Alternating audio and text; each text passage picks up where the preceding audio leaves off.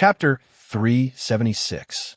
According to the book, during the time the ODI civilization was at the height of its prosperity, they ruled over a vast area in the north that was now part of the border between the Griffin Kingdom and the Gorgon Empire. The borders were one of the most dangerous sectors, since even if the two countries were at peace from centuries, small and medium-sized battles were a common occurrence. Most of Litha's patients when he worked at the academy were soldiers stationed in the north.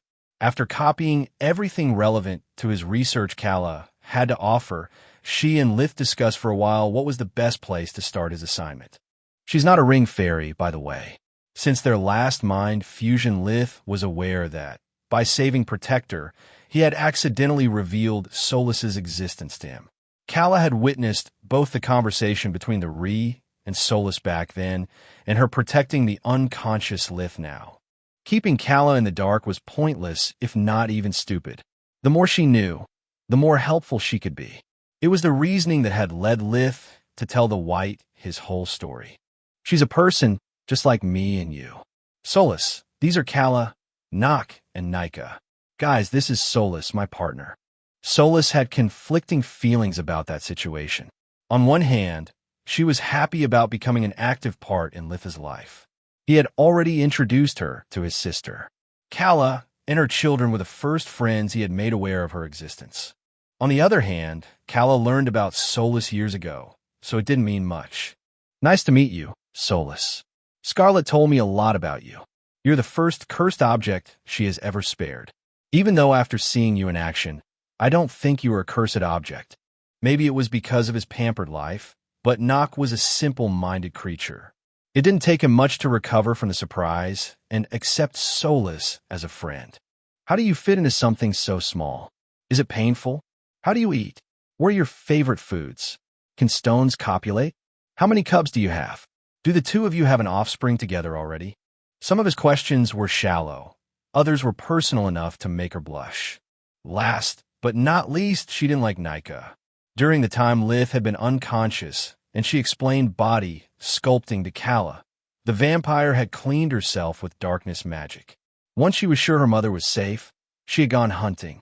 Now she had raven black hair and emerald green eyes, both emphasized by her pale skin. Nika's body wasn't milky anymore, but of a light rosy color. Solus could appreciate all the changes proper feeding had triggered because the vampire was still stark naked. She wasn't a stunning beauty, but undeath gave her smooth, delicate features and kept her body toned without a shred of body fat. It also made her soft curves perky beyond belief. Every one of her movements was graceful and sensual, making Solus turn green with envy. Yet that wasn't the reason why Solus didn't like Nika. I'm so sorry, big sister. I had no idea he is already taken. I'm really sorry for feeding on your thrall without your permission. The vampire said, giving Solus a deep bow. I'm not a goddamn parasite. I'm a symbiote. Solus thought in outrage. Our relationship is already complicated. Hearing her calling Lith a thrall irks me to no end.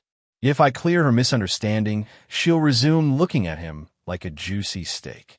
Kala didn't miss how socially awkward her daughter was. If she ever wants to mingle with humans, she must learn their ways. I might ask Lith to bring her along with him, once he is done with the army. Kala thought, I think the best region to start your research is the Atokian one. She said, it's mostly composed of no man's lands, which will give you the privacy you need, and it holds several ruins. I know because I have been there. There are several undead communities in the area that I can introduce you to. Kala took out of her dimensional amulet small fragments of white alabaster. They turned into white dust that Kala used to draw several runes on Litha's palm. The glowing runes lasted only for a moment, leaving Litha's skin immaculate. If you ever meet undead, do not fight them. Just channel pure mana into your hand, and the runes will resurface. Consider it a letter of recommendation of sorts. When I manage to get in touch with Scarlet, I will ask for her help. She's likely to know more than me. Scarlet may be able to help you narrow your search. Thanks, Kala. Lith replied. Despite all the good news, he was still worried. His body fell off since the moment the refining process had ended. At first, Lith thought that having his body undergone major changes It would take some time for him to get used to them. However, the feeling was only getting worse. Lith used invigoration on himself, finding nothing unusual. Then he switched to scanner, examining his own life force. There were several scars from when he had saved Protector. No matter how hard Lith tried, he couldn't get rid of them. Everything seemed fine again, so Lith stopped using his eyes and tried to listen to the melody produced by his body. So many sour notes. I guess each one represents the life force I lost forever. Sounds almost like a requiem. Lith inwardly sighed. Wait, Solus, do you hear that? Yes, she replied while sharing his senses. It's like there's a second melody on the background. Lith focused on the new melody. It sounded like a joyful allegro. After several attempts, Lith managed to reduce the volume of the main life force and to turn up the second one. Along with the tune, his life force also changed its appearance. If before it resembled a colossus made of red Lego bricks and erector set, now it looked like a sealed star. There was an outer shell made of black bricks, while the inner part was composed by a stream of raging energy originating from a sphere that he supposed being his mana core. What the heck? How is it possible for me to have two life forces? Why don't I feel any different? Lith thought. It's better if you open your eyes, Solus suggested. Lith did as instructed, discovering that his body now stood slightly over 2 meters tall. It was covered in thick, curved black scales, while his hands and feet ended in razor-sharp claws. Solus, what happened to the Skinwalker armor? Tell me I didn't destroy it. It's too expensive to lose it in such a stupid way. Having a monstrous body scared Lith much less than the thought of having wasted money. Don't worry, I stored away the moment you started to change. Look at yourself into the mirror, she replied, while conjuring a reflecting surface made of ice. Chapter 377. Lith could notice that his appearance resembled the one he had assumed in the past, while trying to save Protector and when he faced the clackers in the forest. It lacked the horns, the wings, and the tail. His face was a black slate with no nose or ears. 2 yellow eyes were open, while the slits for the other 4, albeit being recognizable, were wide shut. Lith tried multiple times to open them, but to no avail. Damn, I look like a demon. When Lith spoke, he revealed a mouth filled with sharp fangs. It wasn't visible before because the scales covering his face matched to perfection. Remarkable, Callus said. You've already learned how to shape-shift, and you did it on your own at that. Scarlet tried to teach me, but it was too complex. Plus, I deemed it useless. I have no desire to change my physical appearance just to please others. I didn't learn anything. Lith was deeply confused. Protector explained to me how to do it, but I always failed in the past. After my core has become blue, I seem to have developed a second kind of life force. Do you have one too, Calla? No, or at least is what I think. Before today, I never heard about life force, but I'm pretty sure that not even in Scarlet's crazy stories was ever mentioned someone capable of natural shape-shifting. It's something that has to be learned. You can't just take any form you want. Before shape-shifting, you are supposed to be able to visualize every single detail in your mind. To know your imaginary body like the back of your paw. Let me check one thing. Calla placed one of her claws on Lith, using invigoration on him. Whatever this form of yours is useless. You are not stronger nor faster than before. Even your mana core is unchanged. Sure, the scales may offer you some protection, but I can't see any value in sticking out like a sore thumb. After checking his condition with his own invigoration, Lith agreed with a sigh. Unless I want to murder someone in broad daylight and pin it to a monster, this form is as useless as a third nostril.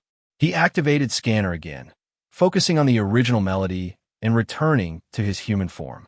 Right after the transformation, Lith coughed uncontrollably for a few seconds. What's wrong? All those present asked in unison. An awakened one getting sick was something unheard of. I don't know, Lith replied with a hoarse voice. Seems my new form suffers from acid reflux or something. I had a burning sensation in my throat the whole time. Lith left Scarlet's lab after giving everyone a present. A book about body sculpting for Calla, a lot of food for Nock, and a glass of his blood for Nika. Kala's blood was toxic for the undead, and she had explained to him how awakened blood was a powerful delicacy for vampires. Much to Nika's dismay, Kala stored it for a rainy day. For a vampire, even a small amount from a blue cord awakened was the equivalent of several liters of blood from normal humans. Lith returned the teacher ring to Marth before going back to his living quarters in the military camp. He spent the hours left of his day sleeping to recover part of his strength. Between the breakthrough and treating Kala's life force, he was exhausted. The next day, when he went to Barian's office to announce his final decision, the commander had a deep frown and his fingers were drumming on a thick folder. Barian grumpily replied to the salute and left Lith standing on attention for a few minutes before talking. Lieutenant Verhen, do you know what Article 16 of the Code of Military Justice states? It is forbidden for any soldier, NCO, and officer to assault in any way a fellow member of the army. Lith quoted from Solaspedia. So you do know the code. Barian stood up, piercing Lith with a steel gaze. Then how do you explain what you did in the mess hall of Regaro's boot camp? I simply gave Sergeant Proudstar our mother's regards. Lith couldn't believe the commander was making a fuss for such an insignificant reason, nor that Tryon could be stupid enough to report him. It would only make a fool of himself. I don't care about your brother. I'm talking about all the people you sent to the hospital. The commander's icy tone left Lith unfazed. His words, not so much. I beg your pardon? I didn't throw a single punch nor spell. Son, I've been young and stupid too. I can understand that you wanted to teach him a lesson, but you went overboard. Only active soldiers are trained to withstand killing intent. Kitchen staff are basically civilian. Your little show made some faint, some puke their guts out, while the less fortunate now have white hair and blabber about monsters dwelling in the shadows. OFCK. Lith thought. I was so angry back then that I completely forgot about kitchen staff. Yet it's hard to believe that a sliver of killing intent could have done so much damage. This folder contains the medical files of all the people you have injured. Their medical bills will be deducted from your pay. The commander's index tapped on the stack of paper. Lith pretended to be contrite, but he couldn't care less. He could make as a healer in a day what the army paid him per month. At ease, Lieutenant. I hope you have made your decision. Otherwise, a few days in solitary will teach you not to disgrace our uniform. Lith took out from his pocket dimension the map of the Griffin Kingdom and showed Barian the Etokian region. The frown disappeared from the commander's face and was replaced by a worried expression. Are you certain, Lieutenant? I wanted to assign you a harsh environment as punishment, but that's too much. Noticing Lith's confusion, Barian smirked. I'm not worried about the borders. There are plenty of good soldiers there that can help you if the necessity arises. Nor I'm not worried about monsters or magical beasts. I read your file. I know you're a survivor. What worries me are these. The commander pointed at the various ruins Lith and Kala had studied earlier. Do you know why we give to the rangers the passcodes to the lost cities? Because they are part of your patrol duty. Does someone live there? Lith was more confused by the second. Of course not. No citizen of the kingdom lives there. Have you ever wondered why, even though so many centuries have passed, the arrays are still working? How we managed to learn how to bypass them safely? It didn't take any effort on our side. Everything was engraved in multiple languages on the pillars surrounding the lost cities. Those who created the arrays left all the necessary instructions to keep them active. Your duty consists also in checking that the magical formations are functional and not letting the ruins become a threat to the kingdom. Those arrays weren't built to keep people out, but to keep the things that spawn in the lost cities in. Chapter 378. Judging from Commander Barian's tone, his words were meant to warn Lith about the danger the lost cities represented. Maybe he even hoped the young ranger would reconsider his choice. Lith's curiosity was piqued instead. How many secrets does the Griffin Kingdom keep from its citizens? He thought, I can understand sweeping necromancy under the rug. It's a branch of magic too dangerous to let it fall in the hands of nobles with more money than life left.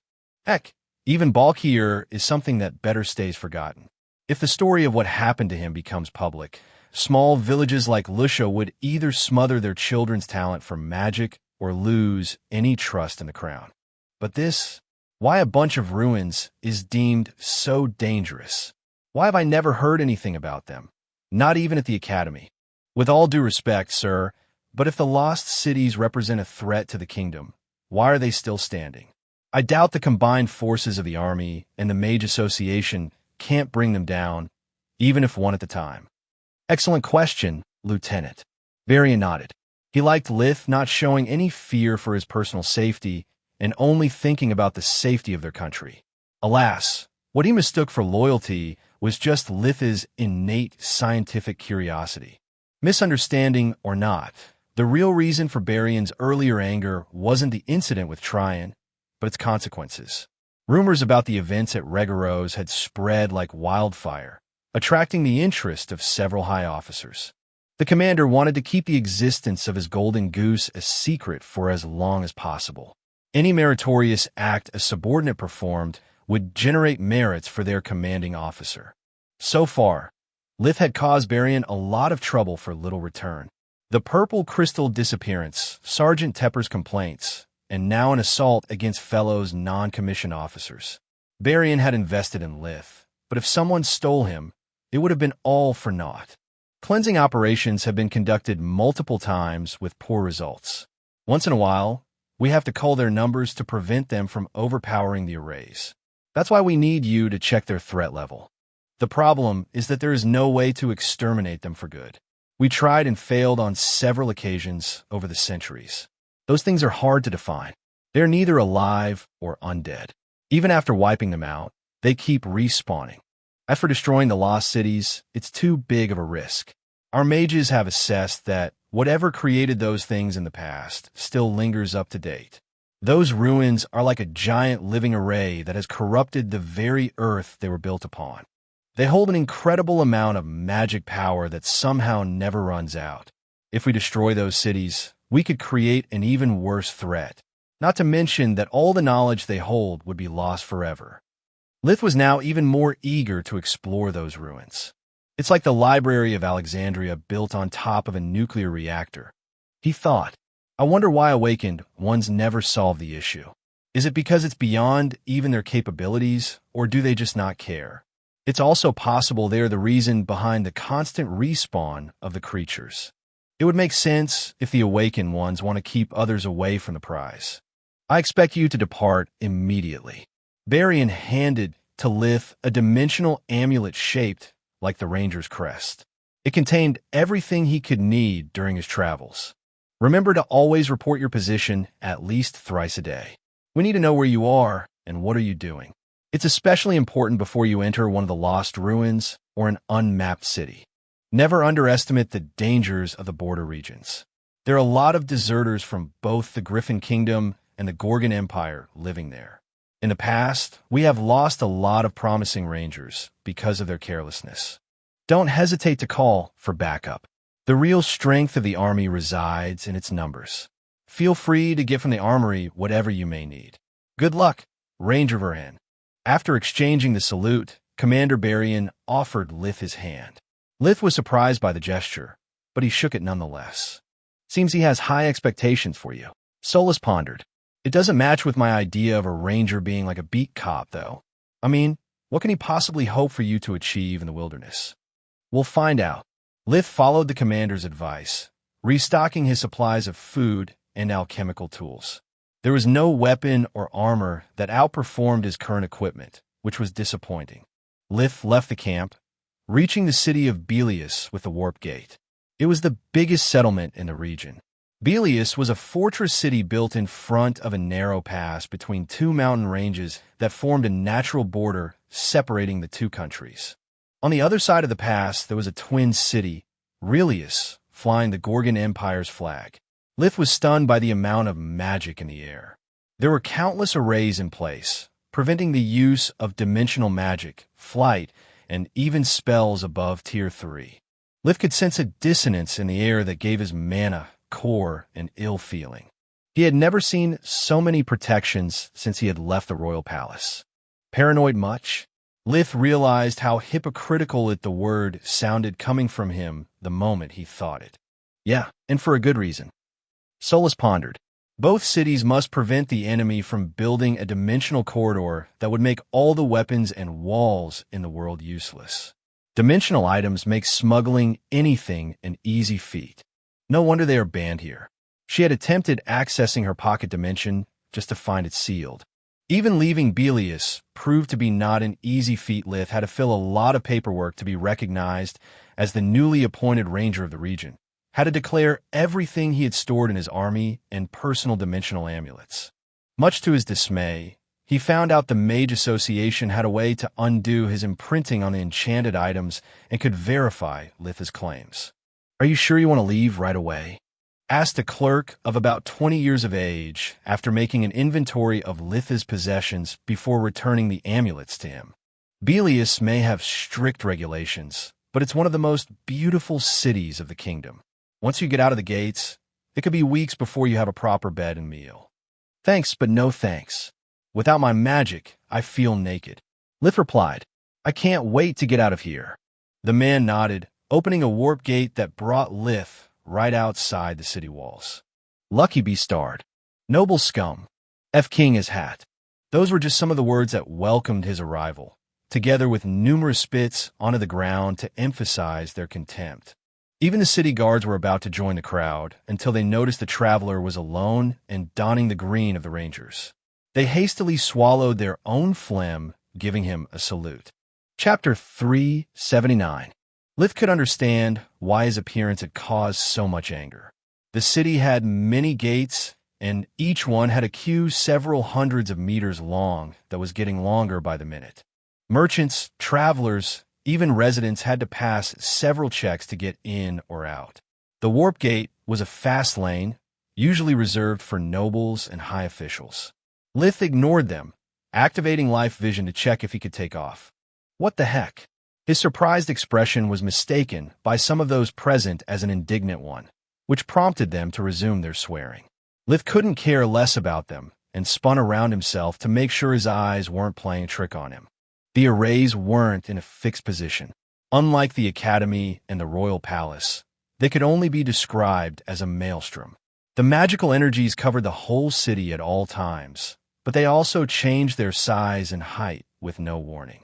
Lith watched a mage flying above the city until the array became like a hurricane and reached for the sky. The poor fellow fell like a rock, crashing on a rooftop with deadly consequences. "Move along, sir. Otherwise, you may be run over." The guard's voice woke Lith up from his stupor. He walked away double time, eager to find a better viewpoint which would allow him to study Belius. The city was surrounded by walls made of stone that stood 20 meters, 66 foot, high, with evenly spaced observation towers built along the perimeter. Each one of them was topped by blue magic crystals the size of a person. Lith and Solus observed the arrays for a time, watching them shift like a tide. Whenever one of the spells the formations were meant to negate were used, even from a considerable distance from the city, the towers would detect it. They would then produce a lightning of mystical energies invisible to the naked eye, marking the mage as a target. The arrays would shapeshift accordingly to the information received, killing their victims almost instantly. Thanks to his heightened senses and the tall tree he had climbed, Lith was able to spot from a distance several towers placed along the mountain range, spanning as far as the eye could see. By my maker, those towers are relay points for Belius arrays. The revelations flabbergasted Solus, yet they also allow the sealing magic to pinpoint its target and send an alarm signal. Lith pondered. The corpses of the idiots we've seen trying to bypass the city checks have all been promptly collected. He had no idea what was actually happening, but he could see a warp steps and several humanoid figures appear where the trespassers had fallen just a few seconds after their demise. Everything happened too fast to be a coincidence, so Lith assumed that, just like for the Academy, elite guards could ignore the arrays and move freely. An almost living magical formation capable of changing its shape. To think that Uriel always nagged about wardens being useless. A sad smile appeared on Lith's face while thinking about his lost friend. I wish he were still alive, here with us. I could finally say to him, "I told you so." Lith jumped down on the ground, landing with a roll to break his fall. It couldn't actually harm him, but he was still in an area where air magic was negated by the arrays. Neither his armor or spells could justify him being unscathed, so he had to play the elite soldier card. Lith had to run for over 1 kilometer to escape from the boundaries of the array. Only then he was able to take out from his pocket dimension the map of the Keller region and put it inside Solaspedia, replacing the one of the Distar Marquiate. We have up to 4 months here. Lith thought, let's plan our patrol so to give priority to the lost cities. The Keller region was mostly uncharted. Aside from big cities like Belius, small settlements would pop up as fast as they would disappear. In the north, a cold wave was enough to freeze to death whoever didn't possess a properly insulated house. Monsters would run rampant, slaughtering small villages for a midnight snack. Last but not least, there were the rangers like Lith. Most of those small settlements were illegal, a safe haven for bandits, deserters, and all those who had an aversion to paying taxes.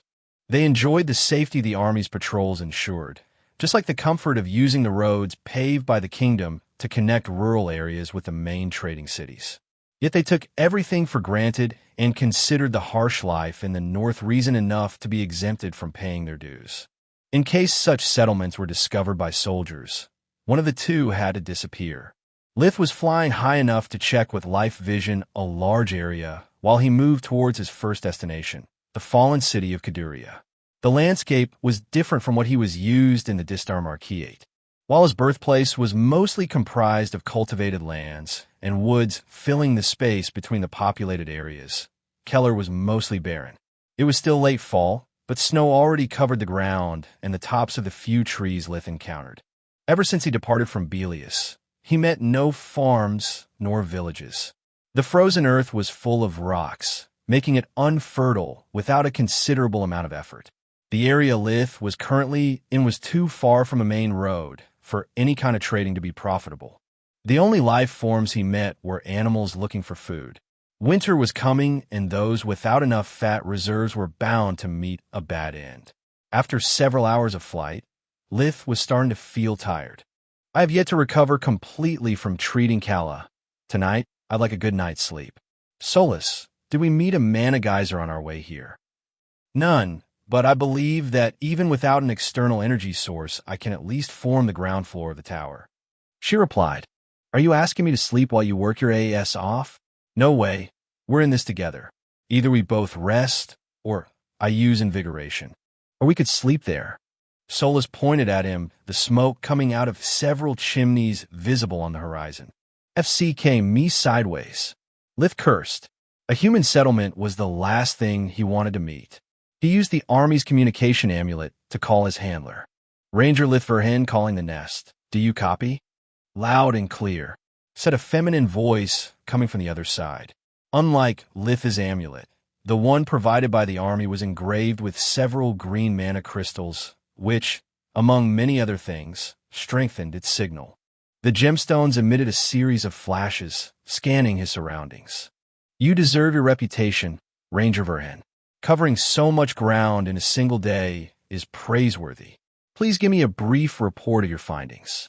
It was a polite way to ask him to prove he hadn't ignored his patrol duty. There wasn't much to say, but Lith had taken note of all the unmapped landmarks he met on his way. He was certain they'd been left out on purpose. Some were too obvious to be missed, unless one was blind, deaf, and dumb. Chapter 380. The handler was pleased, or at least it was what Lith hoped for. He could hear her taking notes the whole time. I called because I met a human settlement. Do you have my position? Positive. Call me back once you are done. Do not lower your guard. Based on the images collected, it's a medium-sized village, so it's likely to be run by a renegade mage or a deserter. Once I'm done doing what? Lith said, if I get down there, either it will be a massacre or they'll run away as soon as I leave. If our purpose is collecting taxes, then it's better for me to stay away from the village and let you do your job. Negative.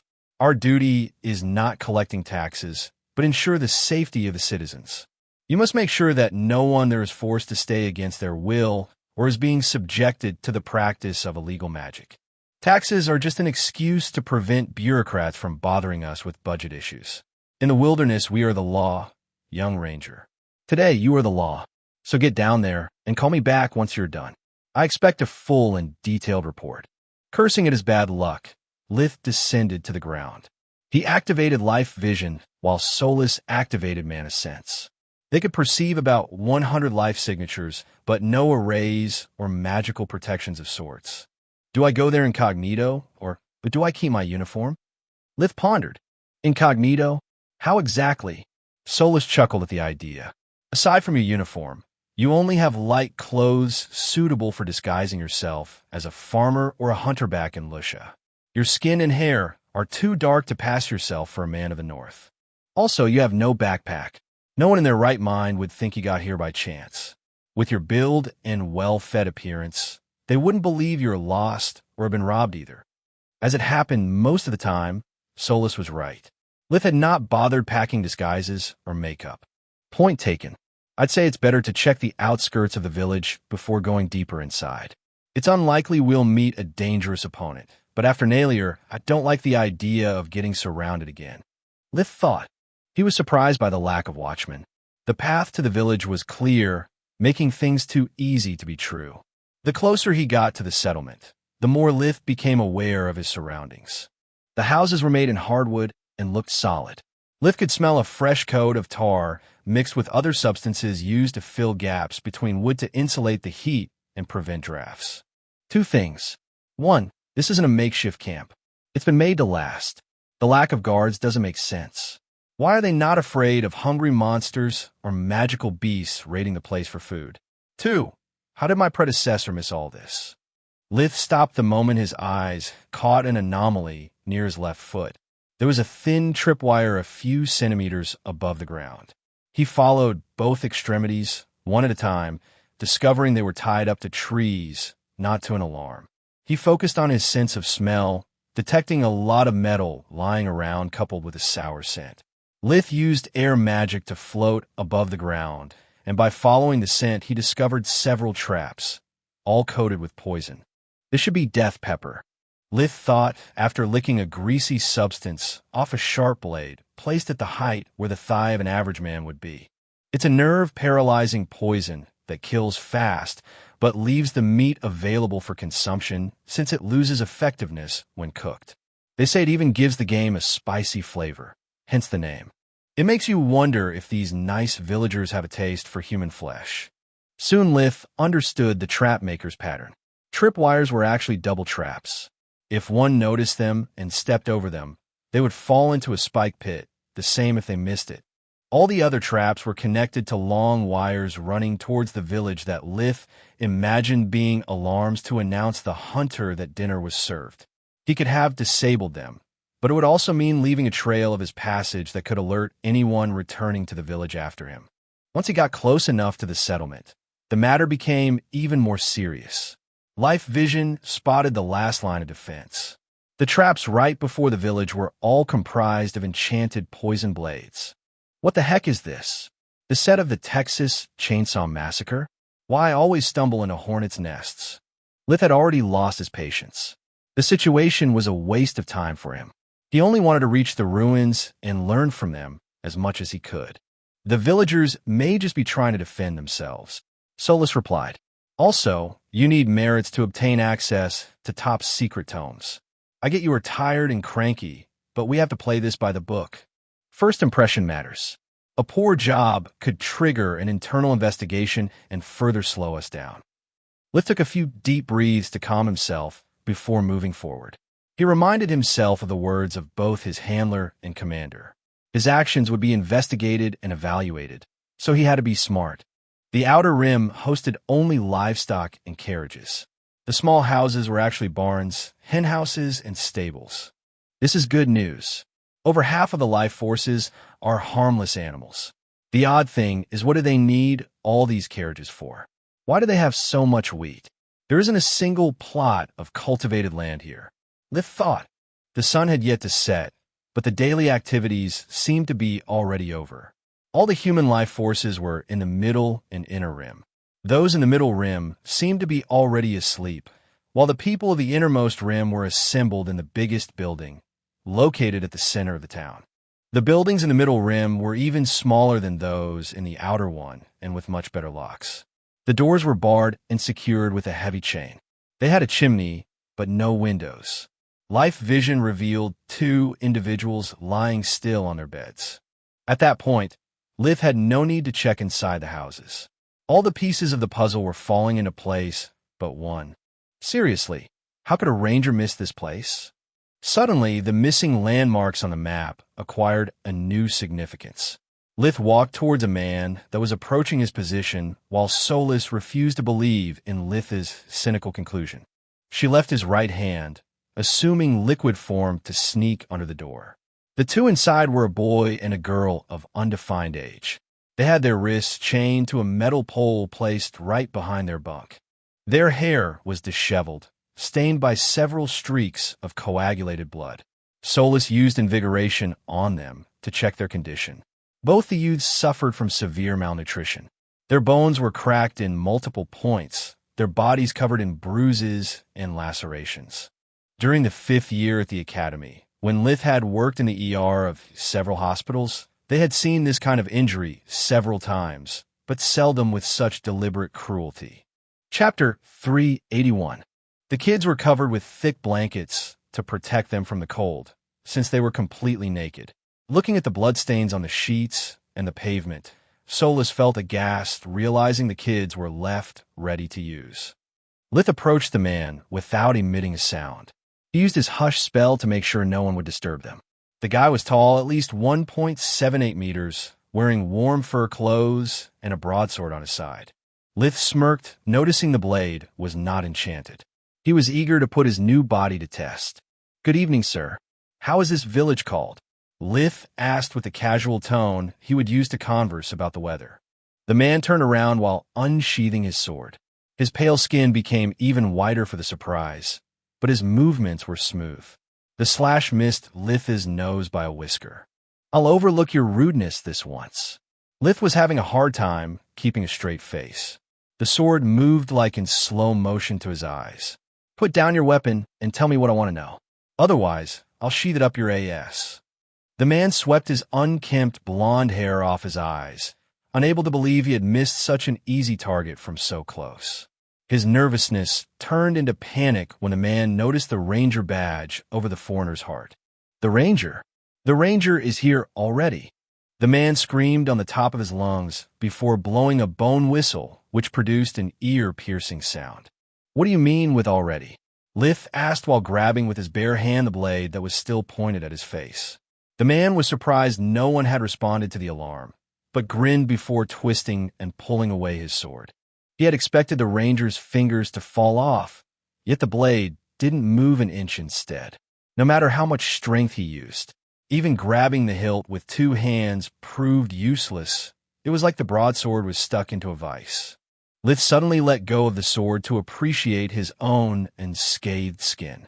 "Seems that normal weapons can't hurt me anymore. Not even those razor sharp like yours."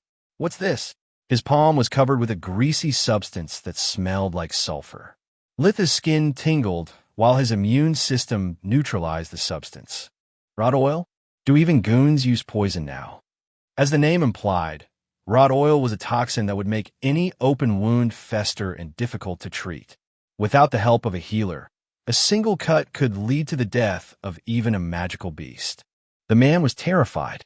He couldn't understand how neither the sword or the poison was effective.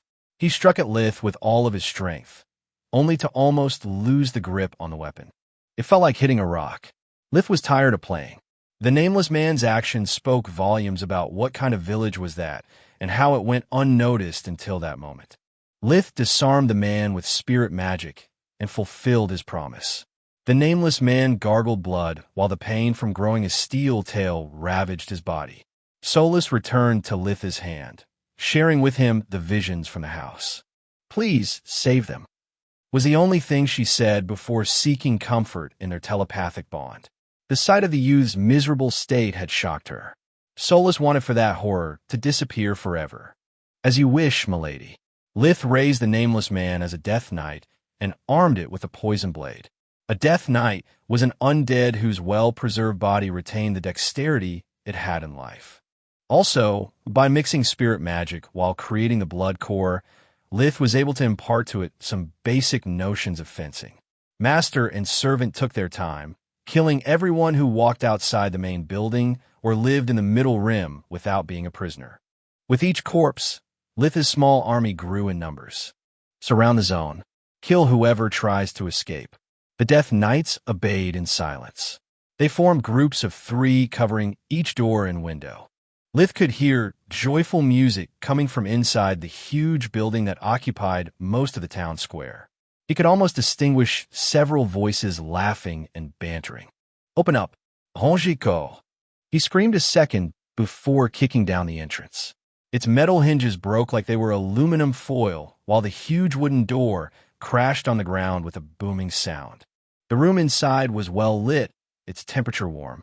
Braziers were evenly placed to provide comfort, and allowed to cook the food to one heart's content. The place reminded Lith of Lush's arrangements for the spring festival, making him nauseous. On his left, along the wall, there was a long table filled with all kinds of delicacies. Behind it were sitting 4 people that he assumed were the rulers of the village. On his right, there were several smaller tables that could accommodate 2 people at most. Between the tables, there was space enough to allow the slaves to satisfy each of their master's wishes. All those present were skimpily clothed, some stark naked. It was easy for Lith to distinguish the victims from the tormentors. The former were thin, with dead eyes that had lost hope. The latter was annoyed by his appearance and unsheathed their weapons. The door was open. Sat a red-haired woman with a seductive smile. She was one of the leaders. Until a moment prior, she was enjoying the attentions of a couple of boys that could be at best the same age as Lith. She raised a hand to calm her underlings, her eyes never leaving Lith's. "I'm sure we can find compromise. If you weren't interested in your share of the fun, you would have already called for backup, and we would be surrounded. Instead, here you are all alone. We aren't unreasonable people. All we ask you is to stay out of our business, and we'll make your permanence in the north as pleasant as profitable. We do not discriminate, to each their own." Lith had already noticed that the slavers were both males and females. According to Solus, the females had stronger manicores, but aside from the one speaking, none was above the yellow. "I have a counter-offer," he replied. "Those who want to live have to go down on their knees, face against the wall. All the others can consider their lives forfeited. Single-handedly taking down a village of marauding slavers would fetch him a lot of merits. Yet even if he would gain nothing from it, he would do it anyway." Solus had never asked him anything before. Lith wasn't going to let her down. A woman sitting at one of the front tables weaved a Tier 3 spell, unleashing a lightning bolt against Lith's back. He simply extended his right hand, capturing the energy and forcing it to assume the form of a sphere. "You call that a lightning?" he said with a disgusted expression. "This is a lightning." He pointed his index finger, releasing a stream of electricity that turned the mage and her table companion into charred corpses. Marauders and slaves were now covered in cold sweat. Lith wasn't releasing any killing intent, but they couldn't shrug off the feeling that something was wrong. Everyone knew magic, either because they used it or they had endured its effect to be disciplined. Whatever the ranger was using, it wasn't magic. Chapter 382. Stand up, vermin. With a snap of Lith's fingers, the 2 marauders' corpses came back to life, sending the whole room into a panic. Last chance. Face against the wall or die. Most of the slaves took those words as their cue. They tossed away the food trays they were holding, jumped off the lap of their masters, or just stopped standing like dolls and rushed to the nearest wall. Whoever tried to stop them was struck by an ice bullet in the middle of the forehead and raised from the grave. "You can't be serious." One of the leaders, a muscular man almost 2 meters, 6 feet 7 inches tall, stood up with an indignant expression on his face and a huge enchanted great sword in his hand. "Mage or non-mage, there's 30 of us and just one of you. You can't hope to come out of here alive, and you shouldn't have roasted a whole pig." Lith's reply made no sense until the dead beast stood up from the giant silver tray it was resting upon with red, glowing eyes. It crashed the apple in its mouth and jumped at the burly man's throat. Fear and surprise got the best of him, giving the undead pig the moment it needed to bite its prey's neck. One fell, and yet a few seconds later, two stood up. Some of the marauders couldn't stand that madness anymore. Taking advantage of the distance from the Mad Ranger, they jumped against the nearest window in an attempt to save their own lives. They landed on the snow-covered ground with thick glass shards piercing their exposed skin. They gritted their teeth to withstand the pain and the cold invading their bodies when the groups of undead that Lith had left on watch obeyed their master's order. 3 against 1 wasn't a fight, but a massacre. The first undead would aim for the limbs, the second would stab at the chest, and the last would make the head roll. Blood spurts stained the pristine snow, while painting the outside of the building red. The dining hall was silent, so the sounds of battle and gurgling death cries resounded like thunder. "I'm not alone, by the way," Lith explained with a smirk. "All your comrades who are not here didn't run away. They joined my cause. I made them an offer they couldn't refuse." He pointed at the undead that now stood in front of the slaves ready to protect them. The female leader glanced through the window behind her, making a quick estimate of her odds of survival. He is still just one man. Superior necromancy is not something a greenhorn can learn. Once the ranger is dead, his minions will be stringless puppets. She thought, "There's no need to fight. We managed to reach an agreement with your predecessor. I don't see why it should be any different this time," she said while gesturing under the table, giving the other leaders the order to step away from the windows and take out their wands. Lith had no idea what the signals meant, but thanks to life vision, he didn't miss the sudden appearance of the alchemical items. "Be careful, those wands are military grade. Maybe even a goodbye gift of their late associate," Solus said. "With a blue core you can overpower weak spells, but the peak of Tier 3 is still beyond your abilities." Lith spread his arms, one aimed towards the marauders and the other towards their leaders, releasing a barrage of ice shards. The attack was so sudden that the occupants of the front rows died before having the opportunity to react. Only some of them were lucky enough to be unwillingly shielded by their companions and managed to flip the tables to use them as makeshift shields. The 3 remaining leaders dropped to the floor the moment Lith moved a finger, saving their lives by the skin of their teeth. "How the heck does he do it?" The last man among the leaders yelled to be heard above the noise of shattering glasses and the thumping sound of ice piercing the wood. "No chanting, no signs, and his projectiles are able to curve in mid-air. It's a war mage, you idiot." Instead of wasting her time whining, the female leader was wearing her armor as fast as she could. "We must have stumbled into a rich kid with Tier 4 rings. Just one of them is worth more than this miserable pile of flesh and what we call village. This is a blessing in disguise. If we kill him, the 3 of us are set for life. Dead men don't get any share, if you catch my drift." Greed lit the eyes of the 3 leaders, who changed their wands from lightning to ice. The words collateral damage and friendly fire suddenly had a nice ring to them. They raised their arms and heads above the vertically flipped table, ready to open fire. While they were discussing, Lith had stopped his spell. He blinked behind the tables, catching the terrified criminals by surprise and stealing their hearts. Literally, his arm pierced their chest, leaving behind a blood core that turned the fallen into his faithful servants. The undead would kill everyone on their path, taking position right in front of the slaves to protect them at any cost. Lith hadn't forgotten about his promise to Solus. Her wish was their command. When the leaders came out of their hiding spot, their men had been decimated.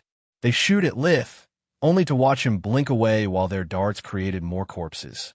The dead keep rising, forming a barricade that stopped any stray bullet. "Thanks. Your help was unnecessary, though. I would have killed them anyway.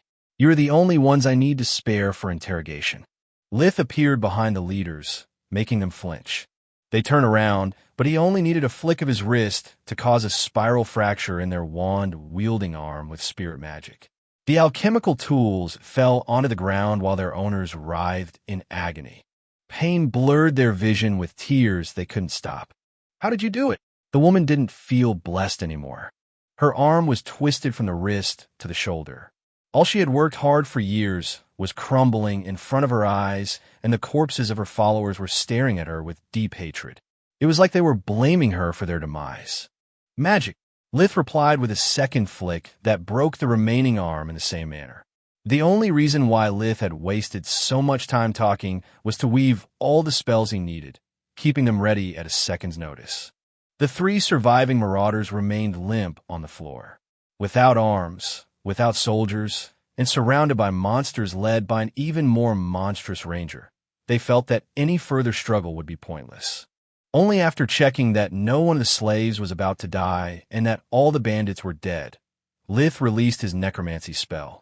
He then called his handler to give her a full report of the events. Chapter 383. Set the temporary warp gate. We need to talk. Her voice was seething with anger. Lith took out from the ranger amulet the metal frame and assembled the portal. Once it was powered by his mana and several mana crystals, it took just a few minutes for her to arrive along with a few army mages. The prisoners needed immediate help. The gate needed much more power to allow the transportation of so many people to Belius, where they would receive proper care. After a quick sweep of the place under Lith's guidance, the army personnel was shocked. Rangers were an elite unit. However, it was hard to believe, even after seeing it with their own eyes, that so many criminals had been eliminated without a single casualty. Are you insane? Lieutenant Camilla Yeval, Lith's handler, was on the verge of a massive headache. She was a woman in her late 20s with long black hair held up in a ponytail. She had almond-shaped eyes, which made her quite cute to Lith.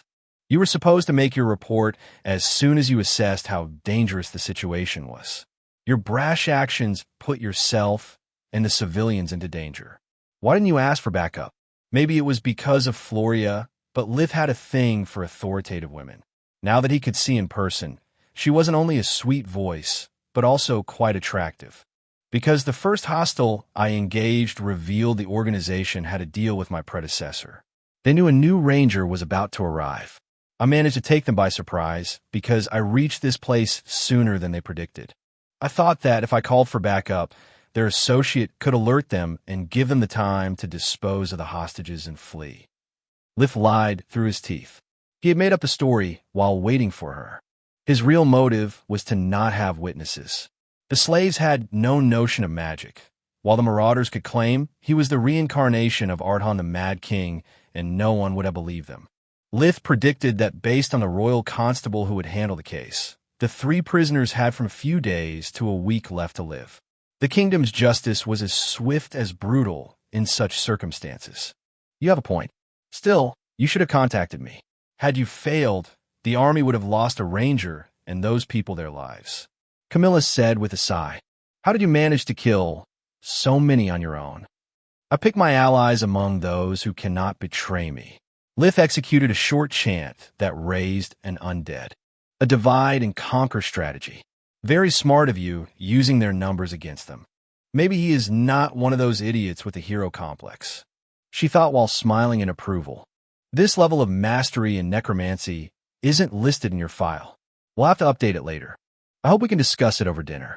I don't know any good place in Belius, so I'd be in your care. Lith replied with what he hoped was his best charming smile. Are you hitting on me? Camilla giggled. Well, yes. We have the same rank, and your voice will be my only contact with the civilized world for the next months. I think we should know each other better. Also, I hope you wouldn't deny a lone ranger his only wish. Kid, do you have an idea how old I am? She was still giggling and had yet to say no. Lith took it as a good sign. 20 maybe? He squinted his eyes, like he was concentrating really hard on the answer. Lith's warp gate flashed for a second, allowing the royal constable to join them. It took her but a second to read the mood. Flirting on the scene of a massacre is a bit cliché, but it usually works to break the ice. At least for me. Lieutenant Yeval stopped twirling her hair and stood at attention. Constable Ernest, it's an unexpected pleasure to meet you, so far away from home. Lith said, giving her a salute. At ease, lieutenants. I'm a fan of your work, Lith. So when I heard you were involved, I asked the case to be assigned to me. Take me to the prisoners. We have much to discuss. Lith accompanied Journey to the cellar where the red-haired bandit was detained. Her arms were still shattered, making it pointless to cuff her. Her feet were chained to a wall, giving her barely enough space to stretch her legs. Constable Journey Ernest, are you ready to talk? She asked with a flat tone. I'll tell you everything, but I want a deal.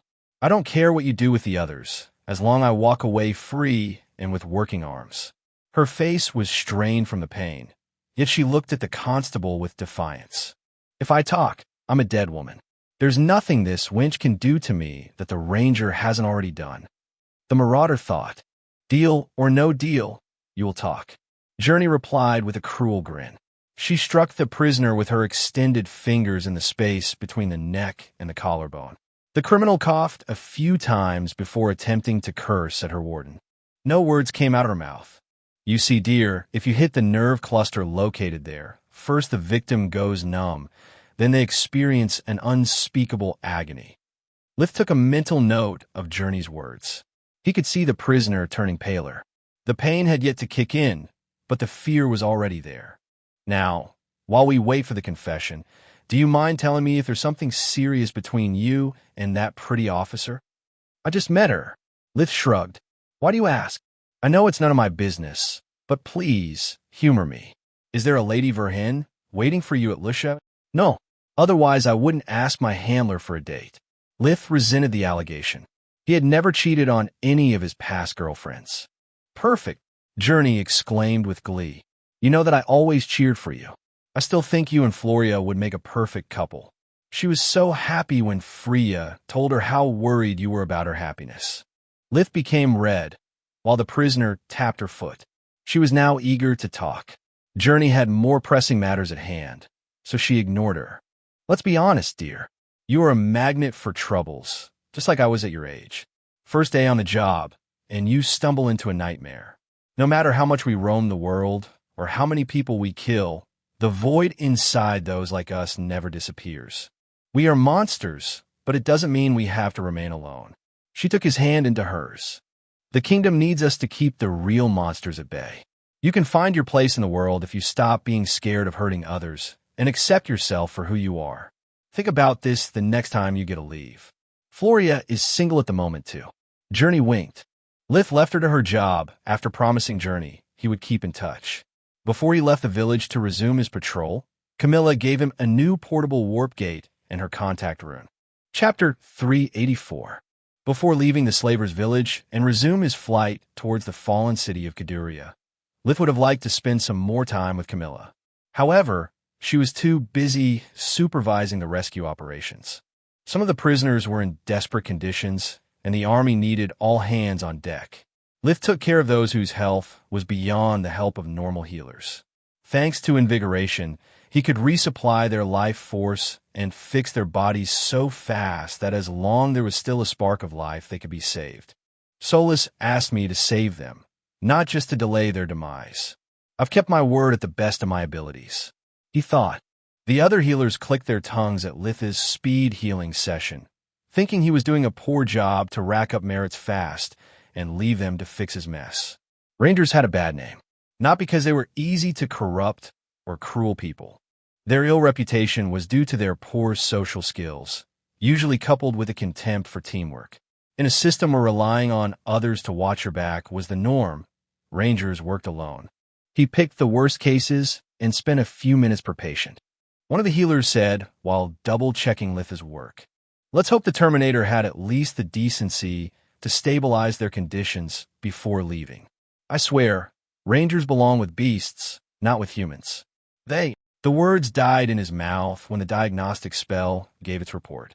Aside from the malnutrition, there was no sign of injury, neither past or present. The scars had disappeared and the bones, albeit thin, showed no sign of previous fractures. The healers were so shocked that, even knowing it was a breach of the protocol, they went to Lieutenant Yeval to ask about Lith's identity. The main healer was so excited he was at loss of words.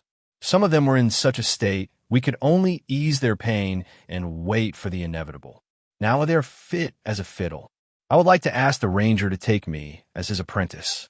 The man was double Lith's age, but he didn't sound embarrassed at the idea of serving under someone so young. I'm sorry, Captain, Camilla replied. Until the end of his tour, I can't disclose any of the ranger's personal information. I can relay your message to him, though. He's so young, yet has already reached the rank of first lieutenant. She couldn't avoid feeling a tinge of envy considering it had taken her a decade to obtain the same promotion. Healer, necromancer, ruthless warrior, she thought while watching at the corpses whose head had been ripped off or the heart removed from the chest. I wonder how many other things he is good at. She giggled while looking at Litha's contact rune on her personal communication amulet. Meanwhile, Camilla planned on calling him as soon as his rune went back online. Lith was speeding through the barren lands of the north. His journey was dull. He didn't meet any settlement, even after flying for hundreds of kilometers at a height that allowed him to check far and wide. Caduria was relatively close, yet Lith didn't plan on going there. At least not before resting. The moment Solus's mana sense spotted a mana geyser, they checked the surrounding area for kilometers, making sure that any life form in its proximity was just an animal. After meeting Gadorf the Wyvern, Lith didn't trust much evolved monsters too. He was now reluctant to expose Solus's existence even to magical beasts. First Scarlet and then Nalier had tried to take her away from him. Both had almost succeeded. He wouldn't allow for a third time to happen. Once the Mage Tower was formed, Lith had Solus activating her cloaking abilities and hid the tower underground. Only then he allowed himself to relax. Thanks for saving those people. Solus's wisp form appeared in front of him, looking for an embrace, which he didn't hesitate to offer her. Don't mention it, partner. Is it me, or the thing inside your wisp form has grown bigger again? At first, when Solus gained the ability to materialize herself inside the tower, she was just a firefly the size of a tennis ball. Over time, the wisp had become big enough for them to notice that something solid was at its center. Its nature and purpose were unknown, but after their last fusion, Lith supposed it was the embryo of Solus's light body. No, you are right, she replied. Now that your mana core has upgraded to blue, my nourishment has become even better. I can't wait for my core to become bright green, if not even cyan. In Solus's mind, the former was the threshold to obtain the body made of light. The latter was the one where she expected to gain a true physical form. Lith took note of her words and started to use accumulation. Thanks to the combined effect of the mana geyser and the tower, he could absorb much more world energy than usual with every breath. Refining his core would help Solus to promote her own even faster. I won't enter Caduria until I've properly recovered. My body is a mess after not sleeping for so long. Using invigoration so many times only made things worse. First thing, I'm taking a bath. Giving that scum such a clean death made me feel dirty inside. I wish I could have made them suffer more. Take your time. Would you like something in particular for dinner? No offense, Solus, but your cooking sucks. Until you can smell or taste, everything you prepare is a coin flip at best. Also, why aren't you joining me? I know you enjoy a good bubble bath with hydro massage every time we are back in the tower. Yes, I do. I prefer to take them alone, though, she replied while flying toward the kitchen she had just created. Your behavior doesn't make sense. The whole tower is your body. Even if the wisp is away, we can talk, you can watch, and we can interact. Why are you acting shy all of a sudden? Maybe because if the wisp is away, I'm not forced to watch. Solus' thoughts ooze sarcasm. Does he not realize he's not a little kid anymore, just like I'm not a naive little girl? I don't know if Lith is so dense towards me because he considers me like a sister or what. Or what? Lith replied honestly, making Solus and all the lights inside the tower turn beet red. It's not that I'm shameless, but we spend every single second of the day together. Plus, because of our mind fusion, you know all the most embarrassing details of all my lives. At this point, modesty is as useless as a third nostril. Sorry if my request made you uncomfortable. It's just that I'm used to having you by my side. I miss you already. Lith closed the bathroom's door before stripping. His words made Solus's mind spin in turmoil, forcing her to rush outside the tower and getting as far as she could before allowing herself to think again. Chapter 385. FCK Me Sideways. I forgot that inside the tower our mind link is stronger than usual. Thinking or speaking is almost the same thing. I wonder what he will think of me now. Solus spent the next minutes reviewing her blunder. Every time she replayed Litha's last words, she could feel her heart flutter. After she regained her composure, she went back. It was nice seeing Journey again, she said, pretending their last conversation never happened. She hasn't aged a day. What do you think about her words? Maybe you and Floria could give your relationship a second chance. Maybe, maybe not, Lith said with a sigh. I don't want to see her right now. Life isn't a romance drama where people can break up countless times and make up like nothing ever happened. The next time we break up will be the last. Either I open up and tell her the truth she still doesn't know, or I can spare us both the inevitable sad ending. Floria is the first person I had a true relationship with. It wasn't just about having fun or sex. Lith couldn't bear to finish the phrase, and Solus knew well why. It happened after Nalir's attack on the White Griffin. Between the slave items, Uriel's death, and having killed many of their schoolmates, Litha's companions were on the verge of a mental breakdown. They were all living under the Urna's roof, together with Litha's family, searching for a way to cope with their trauma. Lith was the one faring the best, but not by much. Having been split from Solus, Uriel's death, and receiving his notebooks weighed on Litha's mind. Quilla was having the worst of it, requiring assistance 24/7 just to prevent her from self-harming. Floria was tormented by the ghosts of those she had killed, Uriel included. It had been her decision of saving Journey first that spelled his doom, and she couldn't forgive herself for not finding a solution to an impossible situation. After sundown, she would see their faces in every shadow, making the guilt unbearable to the point that tranquilizers had little effect. Lith had to spend the nights sitting on a chair next to her bed, caressing her head until she would fall asleep. His touch was the only thing that calmed her. Lith would hold her hand for hours to make sure her dreams would be free from nightmares. The days passed, and Floria's condition improved. Yet he would remain on the chair, keeping her at arm's length. A few nights before the academy would resume, Floria mustered the courage to confront him. "Why are you doing it again?" she asked. "What exactly? Why do you keep your distance from me? You are so close, yet there is a divide between us. Would it kill you to at least sit on my bed?" "I can't," Lith replied. "You can't or you won't. I can understand if you blame me for Uriel's death. I do the same." She clenched the blankets, her firm tone just a cover for the underlying fear. Fear of being hated, of being rejected by those she loved because of her weakness. "It's not your fault nor Quilla's. My reasons are my own, and believe me when I say you don't want to know them. We have been together for months now, and you still don't trust me? Is that the reason you always refuse to touch me?" She was hurt by his silence.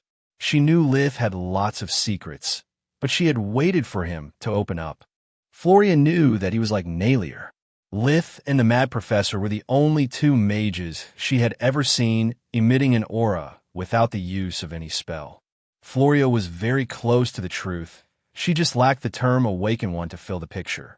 "No, I told you after Balk here. You just didn't listen. I'm not like you. I'm a monster.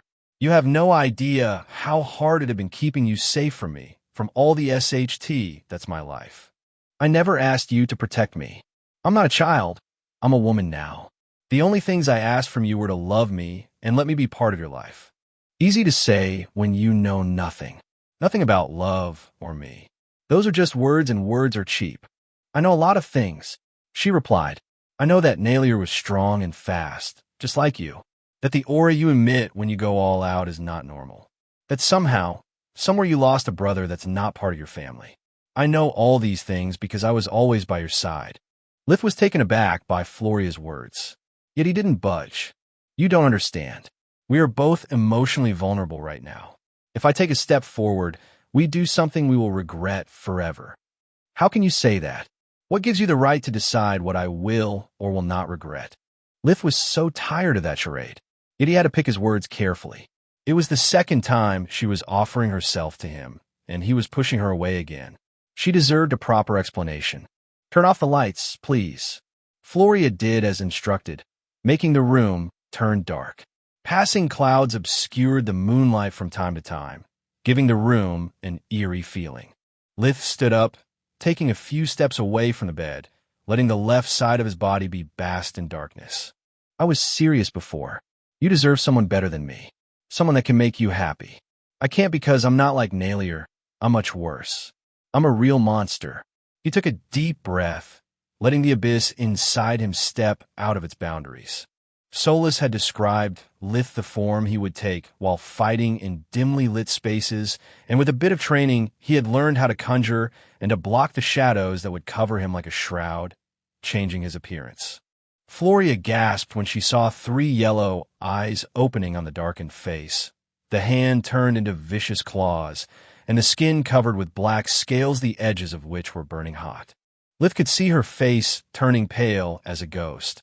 Her eyes turned watery. It was what he wanted, yet he felt his heart squeezed by an invisible vice. It's over now. I'll release a bit of killing intent to make her faint. Tomorrow she'll hope this is just a nightmare. Even if she remembers anything, no one would believe her story, not even herself. With all she has gone through, everybody will think it's her trauma talking. Lith released waves of violent mana, expecting her to scream, to cry and call for help before passing out. Floria stepped out of her bed, wearing only her nightgown. In the moonlight, she looked like a fairy as much as he felt a monster for crushing her feelings once again. Lith waited for her to run away, so he could strike her from behind and make her lose consciousness. That way the events of that night would remain etched in her mind without compromising his cover. All according to plan. Floria didn't run. She walked slowly, covering the distance, separating them until they were in front of each other. Chapter 386. Does it hurt? Floria said, caressing the scaly side of his face. A silent tear streaked down her cheek. What? It wasn't much a question, more like the way Lith blurted out his surprise. Floria seemed to be immune to his killing intent. I'm so sorry. I had no idea you were going through something like this alone. Does it hurt when you transform? Yes, he replied, overwhelmed by her kindness. The shadows surrounding Lith shattered, making him human again. I remember our conversation well. You told me that if I thought you could make me happy, we would have continued from that point. I love you, Lith from Lucia, and I know you can make me happy. The only question is, am I able to make you happy?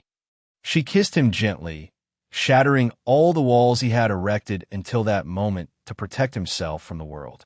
Despite all that she knew, despite all that she had seen, Floria was still in front of him. Not afraid of what he was, but of being pushed away. It was something that Lith had never imagined, not even in his wildest dreams. She was accepting him unconditionally. You make me happy, he replied with a hoarse voice, struggling with the unknown emotions that were bringing a part of his dead heart to life. Floria hugged him tightly, feeling that the divide between them had disappeared. Lith was clinging to her like a boyfriend for the first time since they had got together. She gave him a deep kiss while undoing the ties on her shoulders that kept her nightgown on. She took a few steps back, allowing Lith to stare at her body without letting go of his hands before pulling him slowly towards the bed. Lith shook his head, trying to push the memory away. He understood why Floria broke up with him. They had gotten to a point of their lives where their goals diverged. Their feelings hadn't changed, yet they both needed their space. So, are you really calling Camilla? Solus rushed to change the topic. Lith's pain was her own. She had never meant to make sad memories resurface after so many years. Of course I am. I may be bitter, lonely, and grumpy, but I'm not dead. If after our first date things go well, I may even spend the evening of my birthday with her. My family can have morning and afternoon, but I need some me time. Lith's 17th birthday was approaching. It had no significance to him, yet it could be used as leverage to get a few days of leave if he played his cards right with Camilla. Lith prepared for himself a big dinner comprised of his favorite foods, leaving Solus to take care of only the vegetables. There was no way she could screw that up. As soon as he finished, he went back to his private quarters. The room didn't resemble his academy apartment anymore. It was mixed with parts from his house back on Earth.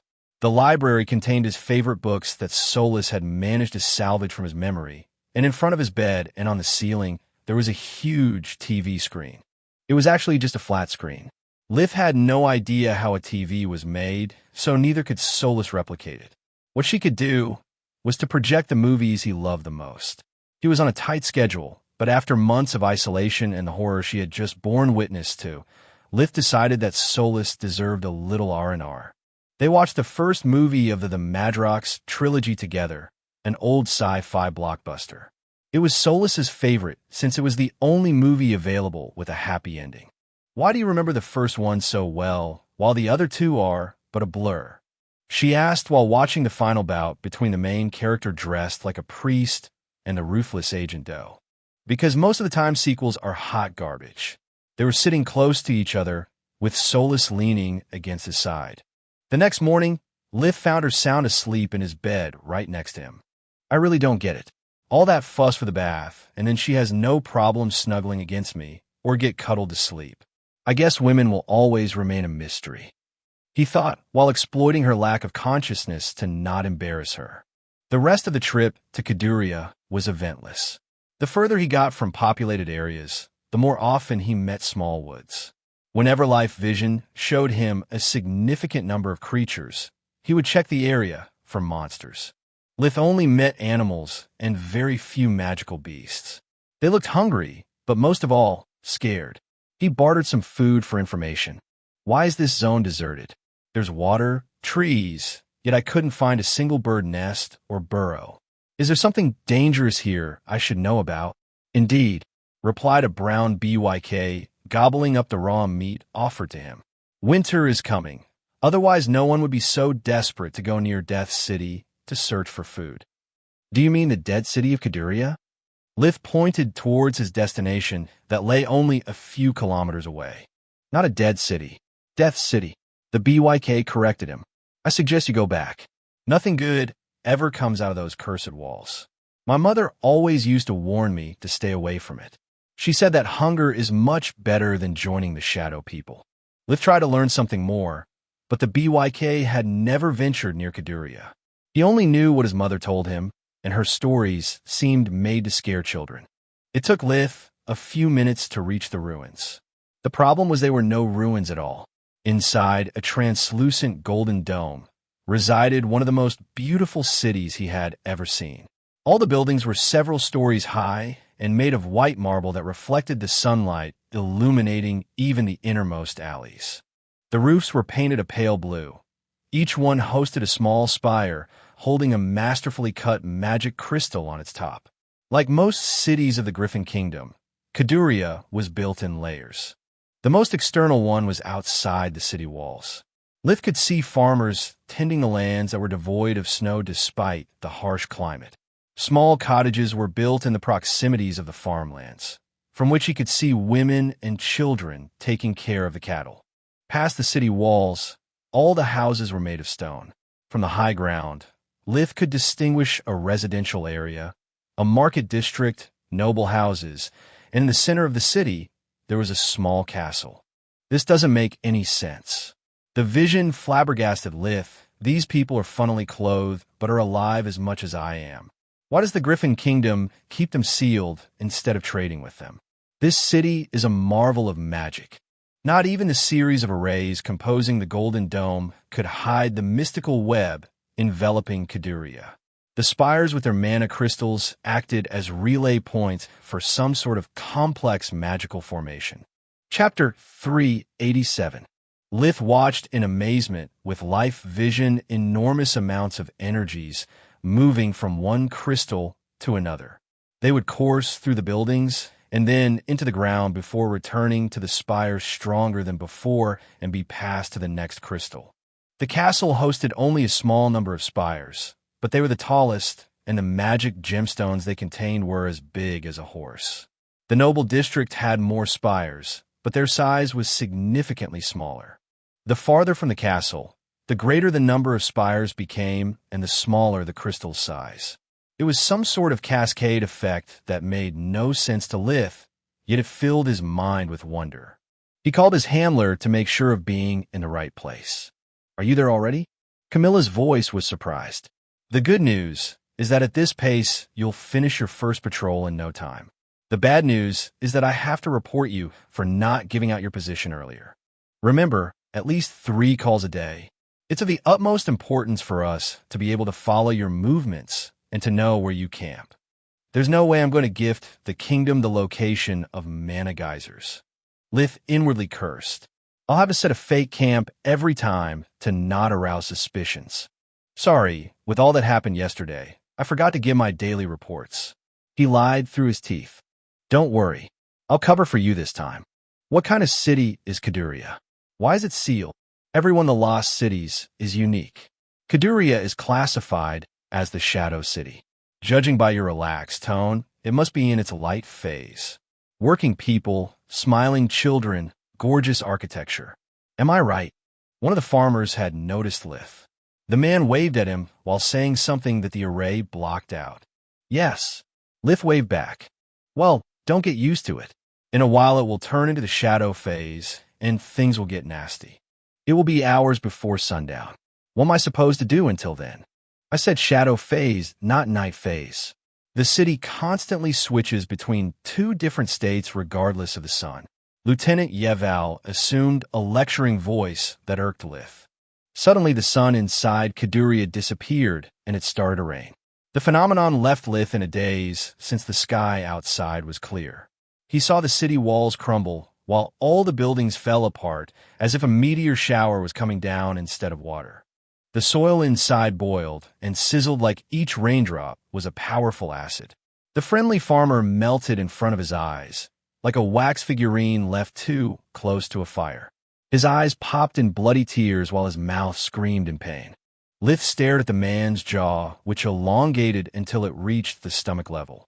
In a few seconds, all that was left of the farmer was a black puddle. The sky inside the array was now pitch black. The energy of the internal array was now amassed into a small black star made of smoke that was trying to escape from the golden dome surrounding the city by spreading toxic fumes. I guess it has just switched to the shadow phase, Lith said while watching the black pool on the other side of the array rise up, taking a humanoid form. It was a pitch-black, three-dimensional shadow. It had no features outside, red, glowing eyes, and a wide, open mouth that revealed a white space inside. The shadow farmer's eyes were filled with pain and hatred, a mix that Lith knew all too well. It rammed against the array, punching at the barrier to reach the other side. The golden surface produced sparks at every hit, but it didn't falter. The shadow farmer's hands shattered instead, bleeding what looked like black blood. The shadow opened its mouth, emitting a screeching sound strong enough for Lith to hear despite the array. All the nearby shadows swarmed towards their companion, who had started hitting the barrier again with the stumps in his head. Were these things undead? Lith asked while the crowd in front of him hammered the array with growing force until it started to ripple. Negative. Undead, we know how to dispose of. These things do not die, no matter what you do. We call them shadows. Sounds like a load of bullshit. Lith thought. Solus, what kind of mana core do these guys have? They have no core. What? It's impossible. All sentient things have a mana core. Well, the shadows don't. They have no mana flow, no life force, nothing. They're just a black mass of unknown energy. Lith activated Life Vision just to discover that Solus was right. Life Vision would show him the world in grayscale, while the stronger the energy of a being, the lighter the colors with which they would appear. Even undead would manifest an aura in a scale of colors, while the things in front of him were just black spots. How do I assess the threat level? Lith noticed a small crack appearing on the barrier. The number of creatures was increasing with each passing second, and so was the pressure they exerted on the array. Never stand in front of the shadows. Even if the threat level to the kingdom is low, a big enough group can crack the barrier and pass through it. If that happens, an emergency squad will be summoned, and you will be held accountable. Just move outside their line of sight. They have almost no memory. Lith raised an earth wall, watching through it with Life Vision. As soon as he disappeared, the shadows stopped attacking the array and dispersed. As for the threat level, Camilla continued. You have to check the black star. Tell me when you have visual. Lith flew above the very top of the barrier, until the black star was right below his feet. Whatever it is, it looks like bad news. Because it is. Unlike the shadows that mind their own business unless provoked, the black star constantly assaults the array. It gets stronger over time, so I need you to stay there and call me if during the shadow phase you notice cracks." As soon as Camilla completed the phrase, a small crack appeared on the dome. "Consider yourself called," Lith replied, while a cold shiver ran down his spine. The leak was barely visible, yet the Black Star's aura made him feel small and irrelevant. Not even while facing Scarlet or the small world, he had experienced such pressure. "Are you sure? Let me check." The army's amulet scanned the surroundings, highlighting the crack while it kept expanding. "Bad news it is. You need to get inside Caduria and cull the numbers of the shadows." "Not such bad news," Lith thought. "I was going to explore the city anyway. This gives me the perfect excuse to stick my nose where it doesn't belong." "How do I do that?" "It's simple. You just need to kill every one of them twice. Once during the light phase and another during the shadow phase. The recommended protocol is to enter during the light phase, kill everyone on sight, retreat, and then get back in during the shadow phase. The shadow of someone whose human form has been recently killed will be weaker and dumber, making it easy to wipe them out." "Is the opposite true too?" Litha's curiosity was piqued. "Yes, but while shadows are aggressive and have unusual abilities, humans are just humans. They'll run rather than fight." Chapter 388. "Is that really something I can do alone?" Lith asked in disbelief. "They may be just humans, but taking on a full city? Isn't it too much?" "Negative. For unknown reasons, all the humanoids inhabiting Caduria are unable to use magic. Otherwise, the army would never send a single ranger instead of a battalion. As long as you keep your distance and avoid getting surrounded, it should be easy." "Good to know. Even if I had to face a few weak magicians, it wouldn't be a problem. The army has no need to know that, though. Do I have to take down even the children?" This time the question was serious. In his mind, gender, age, and race were irrelevant. There were only enemies and allies. Yet killing someone in cold blood for no reason felt wrong even to him. Also, he remembered well Commander Barion's remark about his psychological evaluation. He needed a show to have a conscience besides Solus. Camilla's voice paused for a second before answering. "Affirmative. I know it's not an easy task, but consider this. Not a single Cadurian is really alive. Even if they were, you saw what the Black Rain does to them. If you slay them in both the human and shadow form, the cycle will be broken for a while. Consider it as a way to give peace to those poor souls. A short relief from pain is better than nothing." Camilla's words resounded with compassion, making Lith wonder what could have happened in her past to make her sympathize with the shadows. Do shadows have any known weaknesses? Their human form is weak to light magic, while their shadow form is weak to darkness magic. Healing magic kills them. Lith found the idea absurd. Yes, but in such an excruciating way that more than one ranger remained traumatized after the mission. My advice is to refrain to employ this method unless strictly necessary. Thanks, Lieutenant Yevel. I'll call back right before going in. Keep me posted, she said before ending the conversation.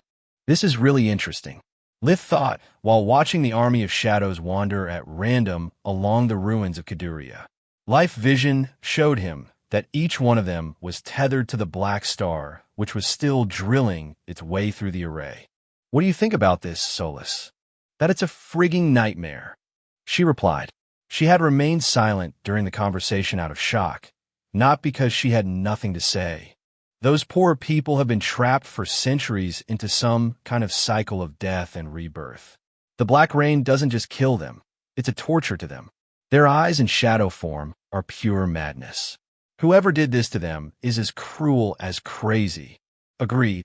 Lith nodded. You miss my point, though. If what you say is right, if they retain some form of memory, then it means their souls are bonded to this place. By exploring the city, we may find a clue to cure my condition. Yes, sure. Solus didn't share his enthusiasm. Except they're not bonded to this place. Otherwise, the array would be useless. They are bonded to the Black Star. Do you remember how artifacts that steal and corrupt souls are called? Lith sighed at his own stupidity. The idea of being even one step closer to a solution had clouded his judgment. I guess a sealed item that endlessly tortures a whole city is the very definition of cursed object. I'm curious about how it works and how the cycle empowers it over time. I'm not. Solus had a disgusted tone. I can't wait to leave this place. Everything here feels wrong. How can you accept so easily the idea of slaughtering innocents? What's the alternative? Politely ask the Black Star to not puncture the barrier and to not spread its curse. We don't know what happened here. Maybe they're innocent, or maybe they made a deal with that thing that bit them in the AS. We only have two alternatives. Wash our hands of the problem and let someone else deal with it, or do our job and maybe understand something about the Black Star that will help me. Either way, the army can't allow the Black Star to escape, and neither can I. They had to agree to disagree. They spent some time by watching the cracks on the dome getting bigger and studying the barrier. The golden dome was the sum of dozens of concentric arrays. Each one was cast so that those inside strengthened those outside, and vice versa. Their brilliant intricacy amazed Solus to no end. The arrays were woven one above the other, giving to the final result the appearance of an elaborate tapestry made of mana rather than a simple magic circle. Such powerful formation needed a massive amount of mana to be sustained. Once Lith was certain the barrier would hold, he descended to the ground to study its power source.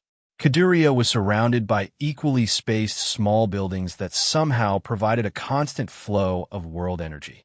This is unbelievable. Solus's excitement was so great she forgot being disappointed in Litha's lack of mercy. Do you mind explaining to me what's so great about a bunch of stones? Life vision only showed him a complex array protected inside what looked like an elaborate altar. Its design was much more refined than those Gadorf the Wyvern used. On its surface, there were drawings correlated with inscriptions he wasn't able to read. The pictures by themselves were too vague, depicting a lot of people carrying a stone to a temple. The city of Caduria is built over a mana geyser. This explains a lot. This explains nothing. Please elaborate. The reason why such a strong barrier can last without the use of a single crystal is that the altars are capable of redirecting the energy coming from the mana geyser under Caduria. It draws the world energy away and uses it to fuel itself and all the arrays sealing the city.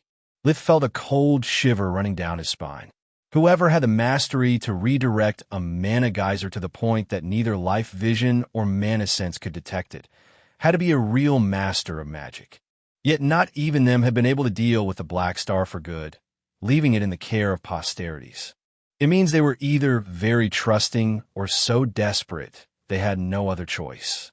I think you are right, Solus. We'll stay here only long enough to make sure there's nothing valuable for us. That wasn't my point at A. What's that?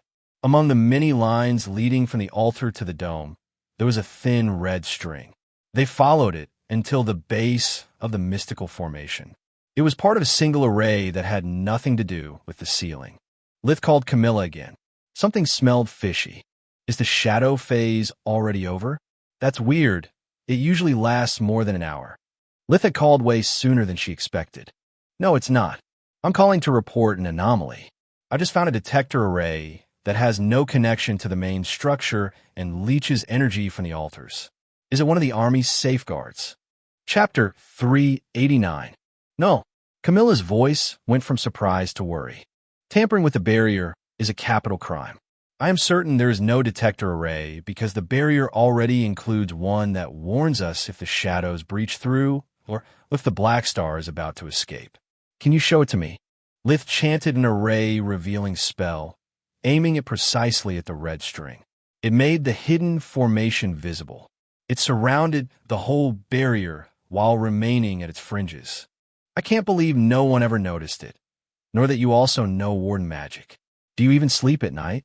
Lith would have liked to flirt with her a bit, but saying something like, only when the company isn't good on the army communicator could lead his superiors to change his handler with a middle-aged man with a deep love for beer and cheese. Damn it, why there is no translate spell or a convenient mind link when you need it. Things would be much easier if we were able to communicate. Litha's plan was simple. He would always pick the same entry point and start killing from the inside of the city. That way, he would notice if the humans retained a memory between cycles based on their reactions, while leaving the inhabitants of the outer rims neutral to his presence. If he started attacking from the outer rim instead, he would meet increasing resistance with each assault he launched, and his chances of studying the phenomenons related to the Dark Star would be 0. Hundreds of kilometers away, location unknown. The opening of the barrier surrounding Caduria activated the red array, which signaled to its owner by lighting a small gem on one of his many bracelets. Another ranger already? It took me quite some effort to convince the last one to leave the Black Star alone. Let's hope this one is more reasonable. I'll make him an offer he can't refuse. Nice. Now you not only keep messing with Tyrus's turf, but also you talk to yourself. I regret having awakened you more with each passing day. An old voice, filled with contempt, cut the younger one short. You sound and act like a madman. You should study magic instead of meddling with forces you do not understand. I'm not mad, uncle, the array's owner replied with a high-pitched voice.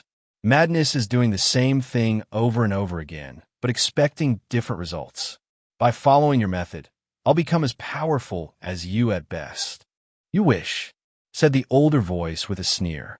And by that time, I'd be an old coot that has wasted his whole life amassing power instead of using it. The young awakened's tone was filled with outrage. There are no shortcuts to power, Trias. Only to your own ruin. Trias ignored his uncle's words, opening a warp gate that would lead him to Caduria in no time. Lith walked past the farmer, replying to his barrage of gibberish with a smile and a nod of the head. I could knock him down and steal his clothes to go unnoticed.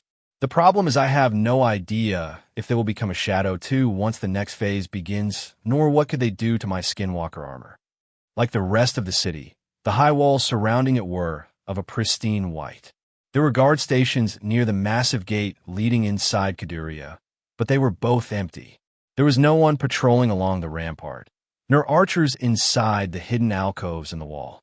The weather was mild enough for everyone to wear short sleeves. Many people stared at Lith, pointing their fingers at his heavy clothes. He hid in a corner to make his skinwalker armor take the appearance of his farmer outfit. The city was bustling with activity. Some people moved goods to and fro the inner rims. Others were assembling in a procession until all the houses were empty. No one locked doors or windows. Lith blinked from one alley to another, walking only when the crowd was big and busy enough that no one would notice his passage. He tried listening to their conversations, but none of the words they used was recorded in the books inside Solaspedia. Once he reached the merchant district, Lith understood that something was wrong with the city. Despite the sunny day and the many people coming from the outer rim, all the stalls were closed except for some food vendors. They wouldn't even ask for money. They just offered their products to whoever stood in front of them. The smell of grilled vegetables and meat made Lith's mouth watery, until he imagined them turning into shadows and ripping his stomach from the inside. I don't know what's happening, but I have an idea about what the light phase is for. Solus pondered after Lith blinked to a vantage point to better observe the cascade of energy going from the castle to the ground. In their human form, the Kandurians have a mana core, but they all start almost gray. The whole city is a lie. The Black Star is using them to fool Mogur into believing there is life to nurture. The spires are siphoning the mana geyser to slow down the core's recovery process, while amplifying the collected power thanks to the crystal's resonance with the world energy. Those people are like fruits. They ripen over time until the Black Star gathers all the energy for its next attempt to escape. Then why killing the fake Kandurians twice weakens the cursed object? Can it just create more puppets? Lith considered the implications of Solus's word from multiple angles. Even a method of choice to supply the barrier was now twice as ingenious. I don't think they are fake. Only living beings have mana cores. By destroying their bodies, the army forces the Black Star to consume part of his powers to restore them. Those people are nothing but a flesh rope in a tug-of-war between the kingdom and the Black Star. Chapter 390. For the first time since Lith had been reborn on Mogur, he felt one step closer to realizing his goals. The Black Star's abilities were exactly what he had dreamed about over the last decade. At least on paper. It was able to store multiple mana cores and create vessels for them. Regardless of the number of times their bodies have been destroyed, either because of the cycles between the shadow and the light phase, or during the raids performed by the Griffin Kingdom, the Kadurians were still alive. They talked, they ate, they seemed to have feelings that it was what Lith wanted for himself, the ability to escape the cycle of reincarnation and offer the same to those who may want to share his immortality. On the other hand, the condition of the inhabitants of this city was akin to a hellish punishment rather than a blessing. They were doomed to die over and over again to satisfy the needs of the two powers in play. I can't believe you have solved in minutes a riddle that countless mages failed to understand despite years of study and an unlimited budget. Watching the mass of people moving below him, Lith found it hard to accept that all those lives were nothing but a plaything for the cursed object. It made him feel small, insignificant. He was just a pebble, the role of which was to create ripples on the surface of a river with no chance of changing its course. The thought of having a being of the same magnitude of power resting on his finger stunned him for a second. Solus and the Black Star were both capable of feats outside his comprehension, almost bending reality as Lith knew it. "I'm not that smart," Solus replied with a shrug. "I simply have access to more data than you have, and my senses make it easy for me to interpret them. Also, I doubt the kingdom ignores what's happening here. They just don't share it with the Rangers. Seems you're wearing your paranoia cap too." Lith nodded. "Back to work. Warn me when the Kadurians' cores are half full. That's when I'll strike. I'll use the rest of the time to gather as much information as possible." Lith moved along the rooftops, away from the crowd. Just as Lieutenant Yeval told him, the city held no magical items, and its inhabitants were stuck with a deep red core. Aside from the magic crystals inside the spires built on top of the roofs, the only mana signature life vision could pick up came from the small castle located at the center of Kaduria. Just like the city gates, the palace's windows were left unguarded. Lith had no trouble sneaking in with air magic, sticking to the ceiling like a spider while moving towards his objective. "This is equals a equals farce, equals we equals can't equals continue equals to equals fool equals our equals people equals like equals this. Equals / this," a deep voice said. It was filled with despair, just like his face. Lith didn't understand a word, but he knew depression when he saw it. The room he had entered was filled with riches. There were life-sized paintings of richly dressed people with frames made of gold or silver. A whole wall was covered by a mosaic composed not of painted pebbles, but of gemstones. 8 goblets made of gold with engraved rubies the size of a nut rested on a crystal tray. 8 people formed a circle around what looked like an altar made of white marble with golden veins. Each one of them was dressed in white silk robes, which had complex patterns embroidered in gold. Their robes came with a hood, but the man who was speaking had taken it off, revealing a head covered with thick blonde hair. "What do equals you equals propose equals to equals do equals then?" Equals / what replied a harsh feminine voice. "To tell equals, our equals, people equals, that equals we equals, our equals doomed, equals that equals we equals, our equals forever equals bound equals, to equals the equals very equals artifact equals that equals was equals supposed equals, to equals protect equals us. Equals / Ruka has equals, a equals point, equals though, equals when equals we equals activate equals the equals high equals lord equals again equals and equals fail equals because equals we equals will equals fail equals everyone equals will equals see equals through equals our equals lie equals we equals should equals tell equals them equals the equals truth. Equals / Ruka, another feminine voice said. "Quit your equals, whining equals Sita. Equals have equals you equals already equals forgotten equals what equals happened equals the equals last equals time equals we equals did equals that. Equals / quit." The man speaking sounded really angry.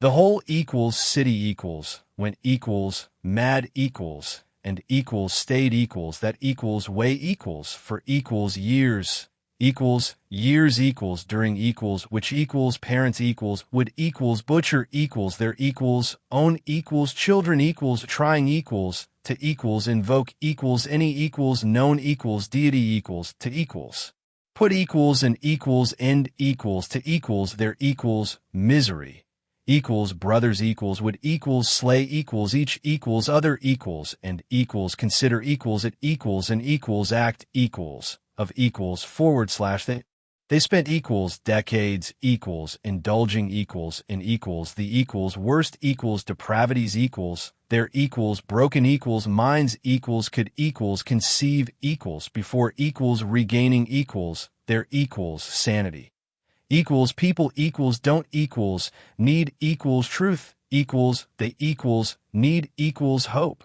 equals / a. Lith ignored their gibberish. His eyes were drawn by the majestic white manna, crystal-shaped like a star resting on an altar. He could see a complex magic circle painted around it. Several forge mastering tools were placed near the crystal. Lith remembered the drawings outside Kaduria, finally able to give them a meaning. I guess this is some kind of Groundhog Day scenario. The crowd will come here, the clerics will perform a ritual to activate the Black Star, and then it will devour them all. Lith thought, yeah, except in this case, everyone retains their memory. It would explain why the shops are closed and no one cares about the money. Solis felt her heart aching at the thought of all the misery the Kadurians had to experience multiple times every single day.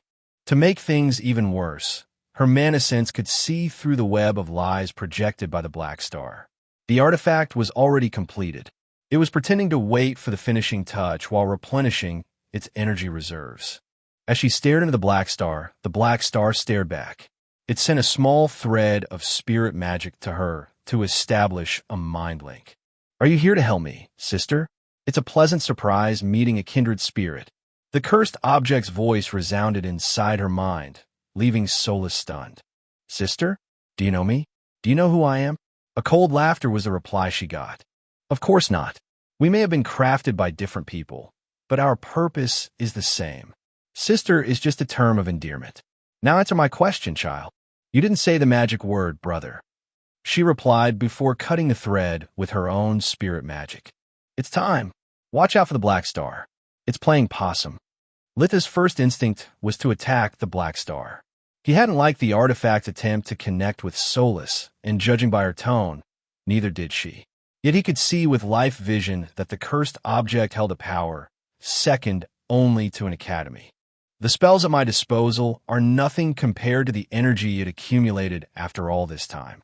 A direct attack would be a waste of mana. Even if somehow I managed to destroy the cursed object, I'd never survive the following blast. It's a lose-lose situation. A wave of his hand snapped the necks of the 8 clerics assembled below him. Their corpses disappeared into thin air, sucked inside the nearby artifact, which emitted an annoyed humming sound. Chapter 391.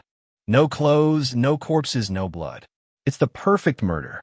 The question is, why is the F-Cur helping me? Litha's paranoid mind tried to walk a mile in the cursed artifact's shoes. A cruel smile appeared on his face when he believed he had found his answer. Lith wove all of his most powerful spells at once. He had a dirty job to do and didn't want to prolong it 1 second more than necessary.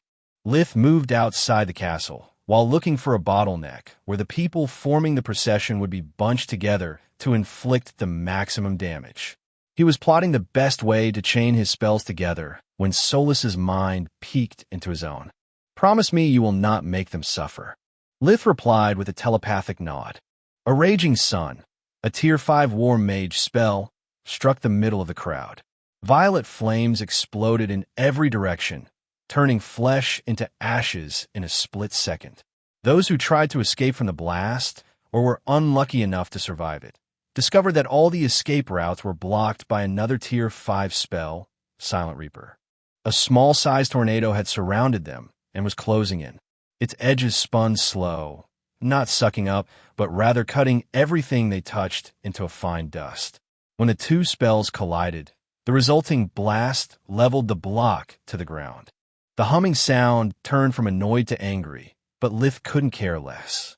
He kept track of the energy flow going from the ground to the castle through the spires. When Amana was about to reach the second to last magic crystal to be amplified, Lith shattered the gemstone with a checkmate spears. The Black Star did its best to rebuild the relay point, but it was a second too late. The energy was lost. Lith continued to rain death from above while rhythmically destroying the gemstones before they could collect the mana siphon from the geyser located below Caduria. The hum turned into a tremor, and the tremor into a quake. The Black Star rose into the sky, shattering everything in its wake. The castle and all the buildings nearby crumbled like sand. They were reabsorbed by the enraged artifact, now resigned to losing its precious harvest. It seems really pissed off. We're still far from the barrier. It's better if we get away from here. We don't know if the black rain has negative effects on all living beings, or just on Cadurians. Soulless worry increased as the dome was filled by the black fumes generated by the cursed object. Strong gusts of wind howled like an angry beast and tried to push Lith off the roof. He bolted towards the city's edges while throwing random spells to the crowd downstairs. The Black Star roared in anger. Without the black rain, it couldn't collect the mana cores unless their vessel was destroyed. Yet the clouds were still forming because of the light cycle being interrupted halfway through. The more damaged the corpses, the more energy it would take to get them back to life in useful conditions. Lith's spells were all like a blender, ripping their victims to shreds rather than simply killing them. Between the loss of mana due to the crystals being shattered and the energy that would be needed to regenerate the fallen Cadurians, the Black Star knew a lot of nourishment would go to waste. Yet that wasn't what had triggered its fury. The artifact was used to the recurring interference from the Rangers. It allowed the Black Star to measure the passing of time and gave the Cadurians someone to blame for their own misfortune. Without them, the city would plunge into madness again, considerably reducing the gains from the light cycle. Dead people wouldn't draw the world energy. The amount of mana the Dark Star collected from their cores was negligible, yet vital. Perceiving their almost empty cores, the world energy would gush out from the geyser, making it easier to collect and store inside the artifact by the network of spires built over all Caduria. The people were the only flaw in the mechanism the cursed object had devised to escape from its prison. It could repair their homes, give them food, and even the pretense of a few hours of normal life. Yet it could not make them happy, nor force them to stay alive until the end of every cycle. That was the reason it welcomed the Rangers. They were the perfect scapegoats. Solace was another matter entirely. After centuries of isolation, the Black Star had finally found a being it could relate to. It had even indulged her delusion of being a female as an act of kinship. Nonetheless, she had rejected its request for help and had unleashed her thrall against its dominion. Humans it could tolerate, but betrayal was unforgivable. The artifact released, but a fraction of the power it had accumulated through the centuries in the form of a small beam of light as thick as a finger. The shockwave accompanying the compressed mana exerted a pressure capable of crushing everything in a 2 meters radius from its passage. Lith opened a warp steps in front of himself and materialized its exit point right behind the Dark Star. He had expected some kind of retaliation, so he kept a significant distance from the opponent to have the time he needed to set up his countermeasure while remaining close enough to be an alluring target. The artifact had been a prisoner for countless years, and its own birth had caused the disappearance of magic from Caduria. It knew about the existence of dimensional magic, but it had always been used as a means to escape. Being hit from point blank caused it to lose focus and to suffer some damage. Before it could recover from the surprise, Lith was already outside the barrier. Not bad for first rate, he thought. I still have no idea how the Dark Star works, but this should put a nice dent into its escape plans. The black rain was falling. Lith had to wait for it to stop before going back inside to kill the shadows. I suggest you remain close to the barrier and lure the enemies to you, Solus suggested. I'm afraid our host is quite enraged by our interference. It might attempt another attack, this time maybe with more finesse. Play it safe and bait it into wasting even more power. Sounds like a plan to me, Lith said while using invigoration to recover his strength. Being well rested, it would take him but a few breaths to return to his peak condition. A sudden crackle of energy behind him signaled the opening of a warp gate. Lith had no idea who was going to come out, but he was certain it wasn't an ally. The army's communication amulet was still in his pocket, and he had received no message. Chapter 392.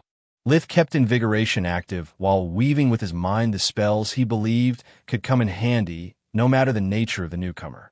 Being paranoid, he assumed the worst and implemented the Scarlet Protocol. Lith knew he was still no match for the Scorpicore, but one particular combination of spells was supposed to give a hard time even to the ancient evolved monster. The person that walked out the warp gate was outside even his expectations. It was a short old man, barely 1.5 meters tall, 5 foot, wearing the light blue uniform of the army that Lith had seen journey where so many times. Judging by the several wrinkles on his face and the spots on his skin, he had to be at least 70 years old. Yet his sky-blue eyes had the wild vibe of a predator on the chase. His short white hair and finely trimmed beard of the same color shone like silver fur under the sun, reinforcing Lith's impression of staring at a beast of the north. The man's sleeves bore a silver star. It identified him with the rank of Brigadier General.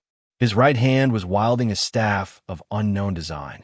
It was made from white oak wood, with 6 violet magic crystals engraved on it in a straight line. 6 more floated above its top, forming a perfect circle that orbited around the staff, following its every movement. Lith gave him a salute, waiting for an order or at least an explanation. "At ease, Lieutenant," said the man with a voice and a smile one would expect from someone no older than 20. "I'm Brigadier General Vorg, better known as the Master Warden. I'm here to take care of the anomaly you reported." A wave of his hand sent the 6 crystals floating above the staff all around Caduria. As soon as they were equally spaced, they instantly formed a magical circle that made all the arrays surrounding the lost city visible to the naked eye. Vorg raised his right hand with his palm open, and the gemstones engraved on the staff pulsed in unison. All the magical formations under their feet shone brighter, and a small replica of them was now floating vertically in front of the Master Warden. The several arrays forming the barrier could now be distinguished. Vorg swiped away the ones closer to the surface. One by one, the upper layers of the magical formation became invisible again and disappeared from the replica. The pattern became simpler, allowing the general to take a closer look at the magic circles linked to the red array and make sure they had not been tampered with. Whoever added this detection array is damn good at their job. Vorg grumbled. Simple, but effective, with none of those frills you would expect from a newbie with less than 20 years of experience with magical formations. While talking, he had swiped off all the arrays but the red one. It was now the only one visible on both the ground and the replica. "See this?" Vorg pointed at Lith 3 concentric layers of runes, as he had never seen before. The external layer insulates the little beast Strahd from the others, so it didn't trigger any alarm. The middle one drains the mana from our power lines only when it spikes during the shadow phase. It's a damn smart move. The black star attacks the barrier on fixed intervals, and when the barrier goes all out, even the most precise security system can't detect such little amount of juice disappearing. The inner one scares me a bit. The Master Warden looked at it with a worried expression, like he expected the rune sequence to blow up in his face at any moment. Lith waited for him to continue, but the old man liked his audience to be active. He kept silent until the young ranger asked, "Why?" "Because I have no idea what it does. If it wasn't for that, I could remove the parasite array in a jiffy. This may take a while." Lith looked at the white staff with greed, wondering when the day would come he could make one similar, if not even more powerful, for himself. Vorg recalled the 6 floating crystals, which surrounded the miniature array, preventing it from disappearing. "I'll show it to a few colleagues to get a second opinion. See you in a while." Vorg disappeared as fast as he had arrived, leaving Lith in a confused daze. Impossible arrays, my ass. The one the floating gemstones generated is one of those Uriel research for me. The kingdom knows not only what they do, but even how to generate them without true magic.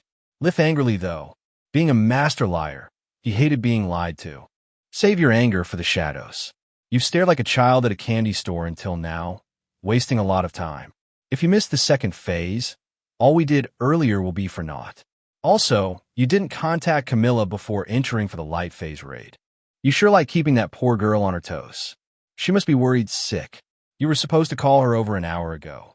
Cursing at his own memory, Lith made a quick call pretending it was still the light phase and announced the start of the culling. Damn, I'm not used to give a report even before I go to the bathroom. The worst second day on the job ever. Following Solas's advice, Lith opened the barrier again and stuck close to the edge in case the Black Star decided to take a second shot at him. The moment the shadows noticed the intruder, they converged on the prey like sharks following a trail of blood. I'm going to try multiple approaches.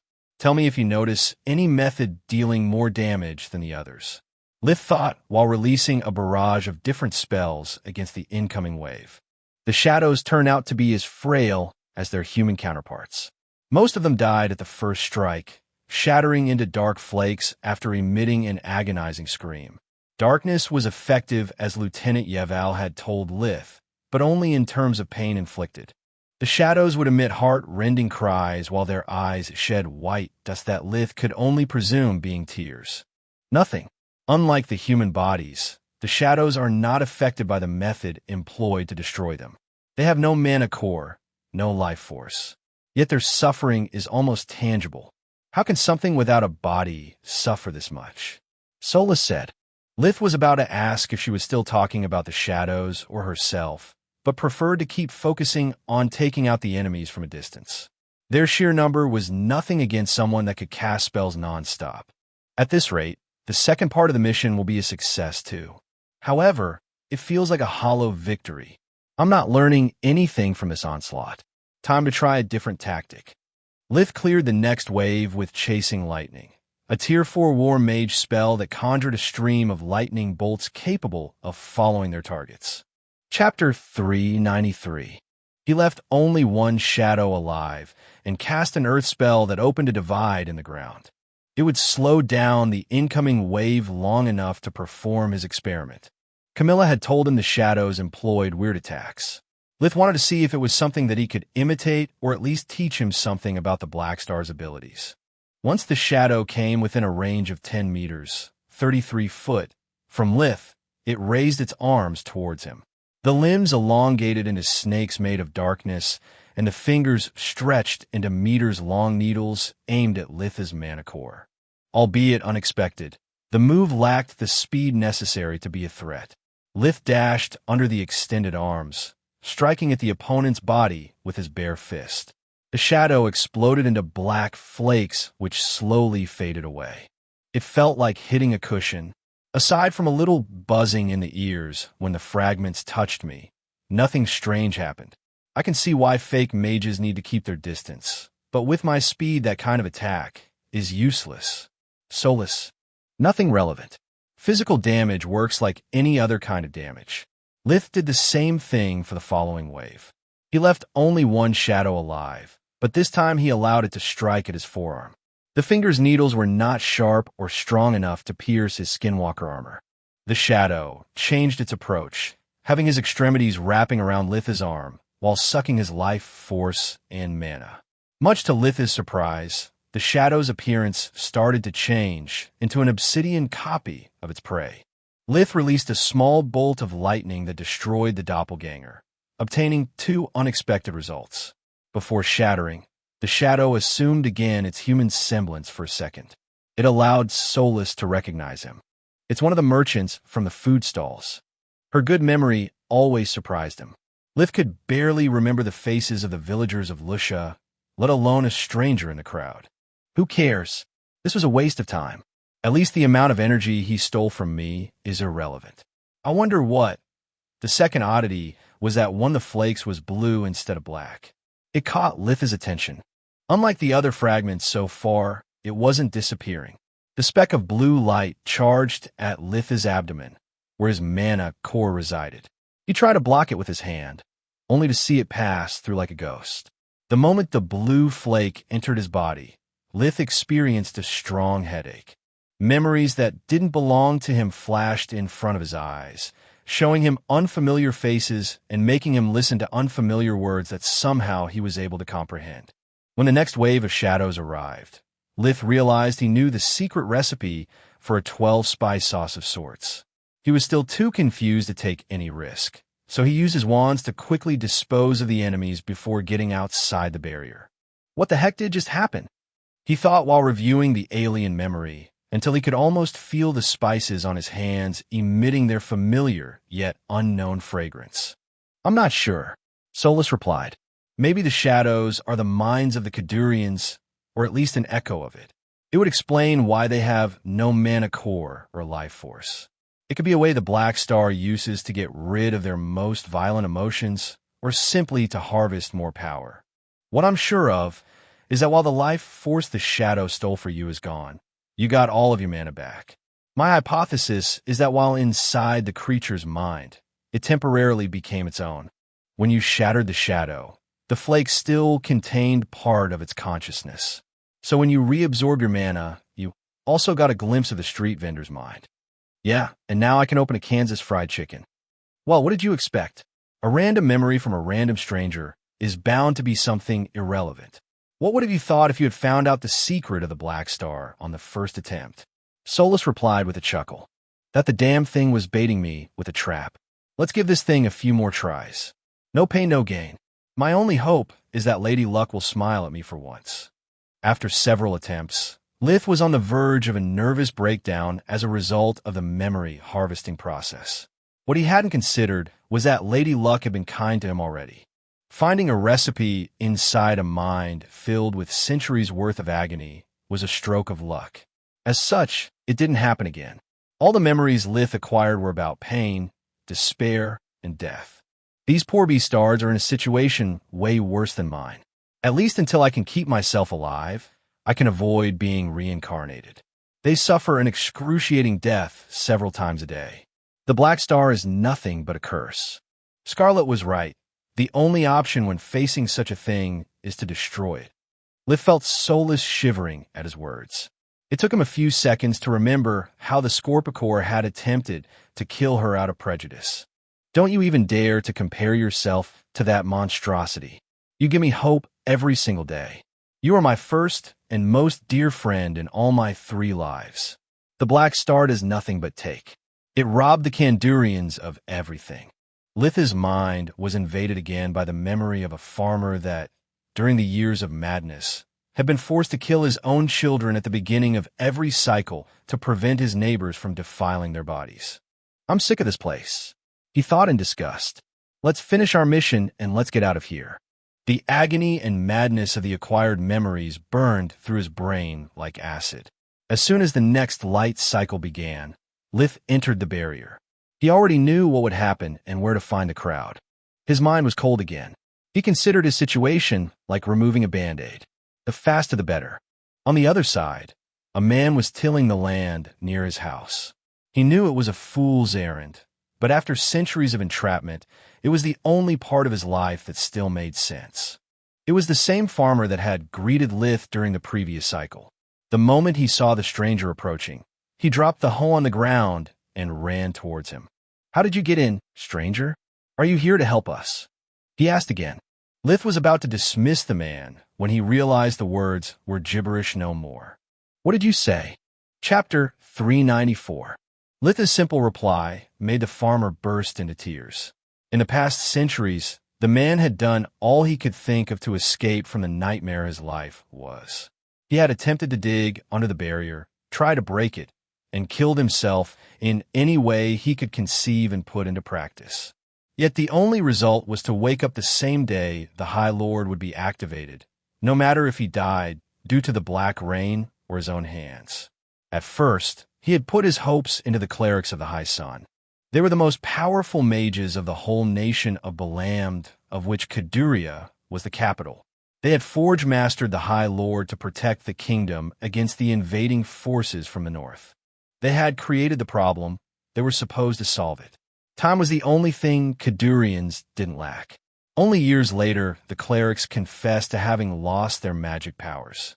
The revelation led to the Age of Madness.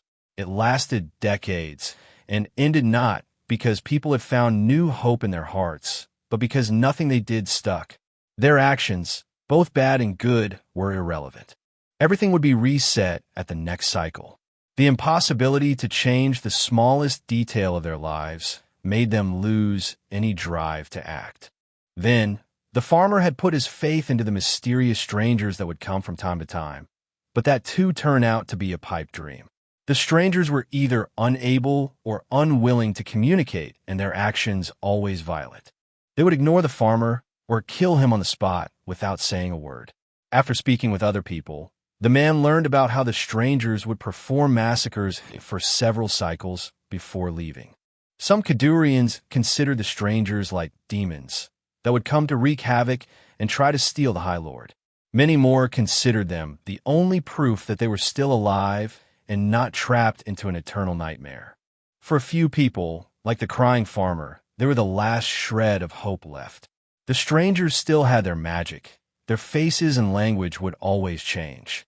They were the only variable left in an otherwise immutable life. Litha's words moved the farmer because it was the first conversation he had in over 700 years with someone from the outside world. Someone the man had no idea who he was or what his answers could be. Even if just by a single second, the farmer felt the wheel of time had started to spin again for him. "Are you okay?" Lith was surprised by the sudden cries of joy. He was about to use invigoration to check out the Kadurian's condition when he remembered Camilla's words about healing magic being lethal for the citizens of the Lost City. "Yes, I'm more than fine, thank you." The man wiped his tears. He didn't want to waste a single second of the miracle in front of him. "Are you here to help us? Can you bring down the barrier and set us free?" He asked with a trembling voice. "Even if I wanted to help you, I don't know how." The ability to understand the Kadurian opened new possibilities, but Lith was uncertain if it was worth exploring them rather than just get done with it and resume his trip. As for the barrier, it's not there to keep you prisoners, but to prevent the Black Star from spreading its plague. "I am sorry." Lith expected the man to become enraged or to start crying again. "It makes sense," the man said with a sigh.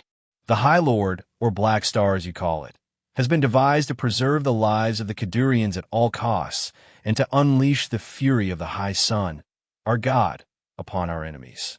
I still wonder if something malfunctioned or those idiotic clerics never bothered teaching that damn thing the difference between friend and foe. Its blueprints are filled with powerful abilities, yet I don't recall a single line explaining how to control them." Lith had no idea if to be more surprised by the man's cold blood or by its knowledge about the Black Star. "I'm sorry. Did you just say you worked on the Black Star? What was your role exactly?" The farmer laughed out loud for the first time in over 300 years. "Do I look like a cleric to you? Of course I had no part in its creation. I simply read everything there was to read to pass my time. There are no secrets in Kaduria anymore. No one bothers protecting them. It would be a fool's errand, like everything else. I can't make you any promises, but if you explain to me how the artifact works, I may be able to do something for you." Lith felt his luck was finally turning. He had struck a gold mine. He would learn invaluable information that he could trade with the Griffin Kingdom at his discretion and get closer to a solution to his reincarnation problem. Two birds with one stone. "I am sorry. I studied them decades ago, and without the ability to practice magic, I forgot almost everything." The man shook his head. "I can show the blueprints to you, though. They are easy to find, if you know where to look. My name is Redan." Redan put his palms together and gave Lith a small bow. "My name is Linjos." Lith replied without hesitation. "I have no idea if this guy is really acting of his own free will or he's controlled by the cursed item. If I use my real name, I'd leave a trail behind. Someone else might do what I did and talk to Redan. Since I'm forced to leave loose ends, worst-case scenario my late headmaster is beyond any harm." "Where are the blueprints?" "In the personal quarters of High Cleric Maru, inside the castle." "Don't worry," Solus said, sensing Litha's unwillingness to get that close to the angry artifact. "Even from this close, I don't see any tether linking Redan to the Black Star. The cursed item is at its weakest right now. The light cycle has just begun, and because of our interference, the barrier is way stronger than before. It's blocking most of the energy from the mana geyser. If the black star focuses on us instead of collecting energy, its next attack will also be too weak to put a dent in the barrier. If that happens, it will take the cursed object years to recover its strength. Good to know. If Redan is telling the truth, I'll gain priceless knowledge. If he is lying, a simple warp steps will allow me to return to the barrier, and the black star will be so weakened there will be no need to get inside this hellhole again. It's a win-win situation. Lith thought. Let's go. We have no time to spare. He said, You can't enter the city dressed like that. Redan pointed out. There are still many zealots who consider outsiders as enemies. Let me lend you some clothes. Chapter 395. No need. There's still no one in the castle. Lith grabbed Redan and cast a flight spell on both of them. The next second they soared through the sky. Lith chose to enter from the same window he had used the last time, since it led to the inner layer of the castle. Redan laughed and screamed with joy the whole time, forcing Lith to use the hush spell just to be safe. I've never flown before. I swear, even if you were a demon, this is the best day of my life. Hush, Lith said with an angry voice. We can't risk drawing attention, and time is of the essence. You are too paranoid, dear Linjos. Redan shrugged. No one patrols these corridors, and even if they did, we just have to kill them. Like anyone inside Kaduria, the farmer had a body count that would have made the worst serial killer pale in comparison. For Kadurians, killing was akin to picking your own nose. Nothing more than a disgusting hobby. It's not so simple. Whenever one of you dies, their body returns to the Black Star. Killing is not an option. If it's able to collect your minds too, we'll alert the enemy. I'll take point then. Even if you were right, as long as no one sees you were good. Redan said while spinning and tossing a knife in the air like it was a toy. It danced from one hand to the other with a display of skill that creeped Lith out. It's the first time I meet someone as cold as I am. The good news is that his weapon isn't a threat to me. The bad news is that Redan is batshit crazy. I wonder how many skills he has picked up during all this time. Lith used life vision to scout ahead, while keeping warp steps and a few other spells always at ready. It turned out to be a useless precaution. They reached Meru's quarters without meeting anyone, and the door was wide open. Redan entered the apartments like they were his own home. He walked through the hallway, ignored the library, and went straight for the bedroom. Redan pushed a hidden button on the nightstand, revealing a secret compartment inside the wall. I was really bored, he replied to Lith's stupefied gaze. The compartment held a magic safe, but like everything else, it had been drained of its mana, making it nothing but a piece of metal. Lith opened the safe, flipping the pages of the stored grimoires until he found what he was looking for.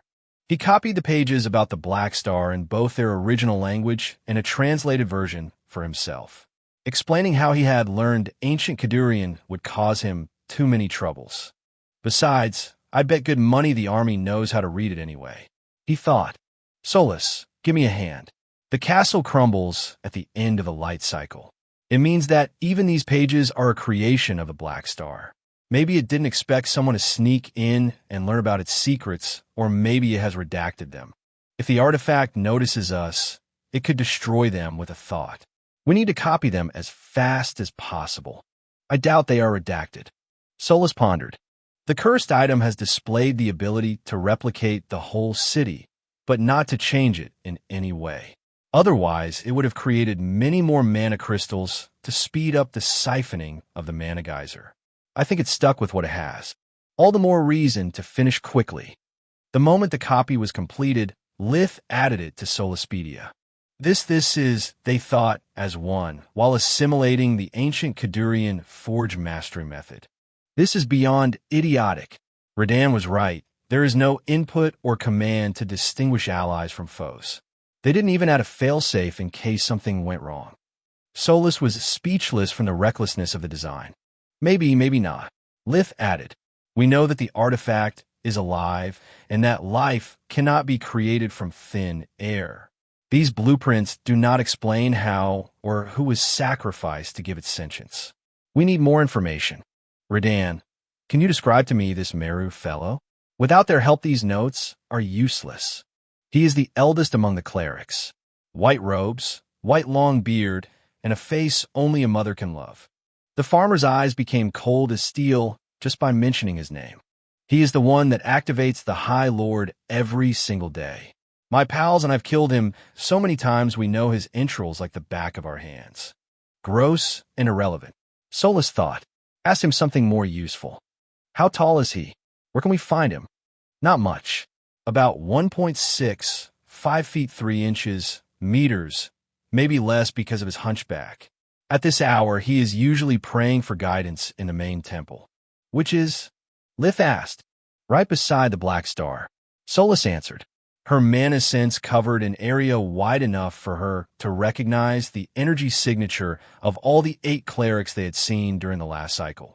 Only one had a hunchback. 2 floors below us. Redan said while pointing at the floor with his index finger. FCK me sideways. Lith cursed at his bad luck. The idea of tripping an inch away from the finish line was unbearable. Lith racked his brain in search of a solution. Neither him or Solus could get that close to the artifact without risking to reignite its anger. He paced around the room until his gaze was drawn by Redan, playing with his knife again. Didn't you say you and Meru have quite a history together? Me and many others. Redan shrugged. Most Kadurians consider him responsible for what happened. There are so many who hate his guts that he doesn't attempt to run away anymore. So, if you want to pick him up for a friendly chat, it wouldn't be anything unusual, right? I guess. I'd say it's time you two reminded the good times together. Bring him here. It should be fun. Redan tossed his knife in midair, making it spin like a pinwheel and catching it by the handle when it was in front of his face. In one piece. Lith clarified. Not so fun, then. Redan Sahid. Chapter 396.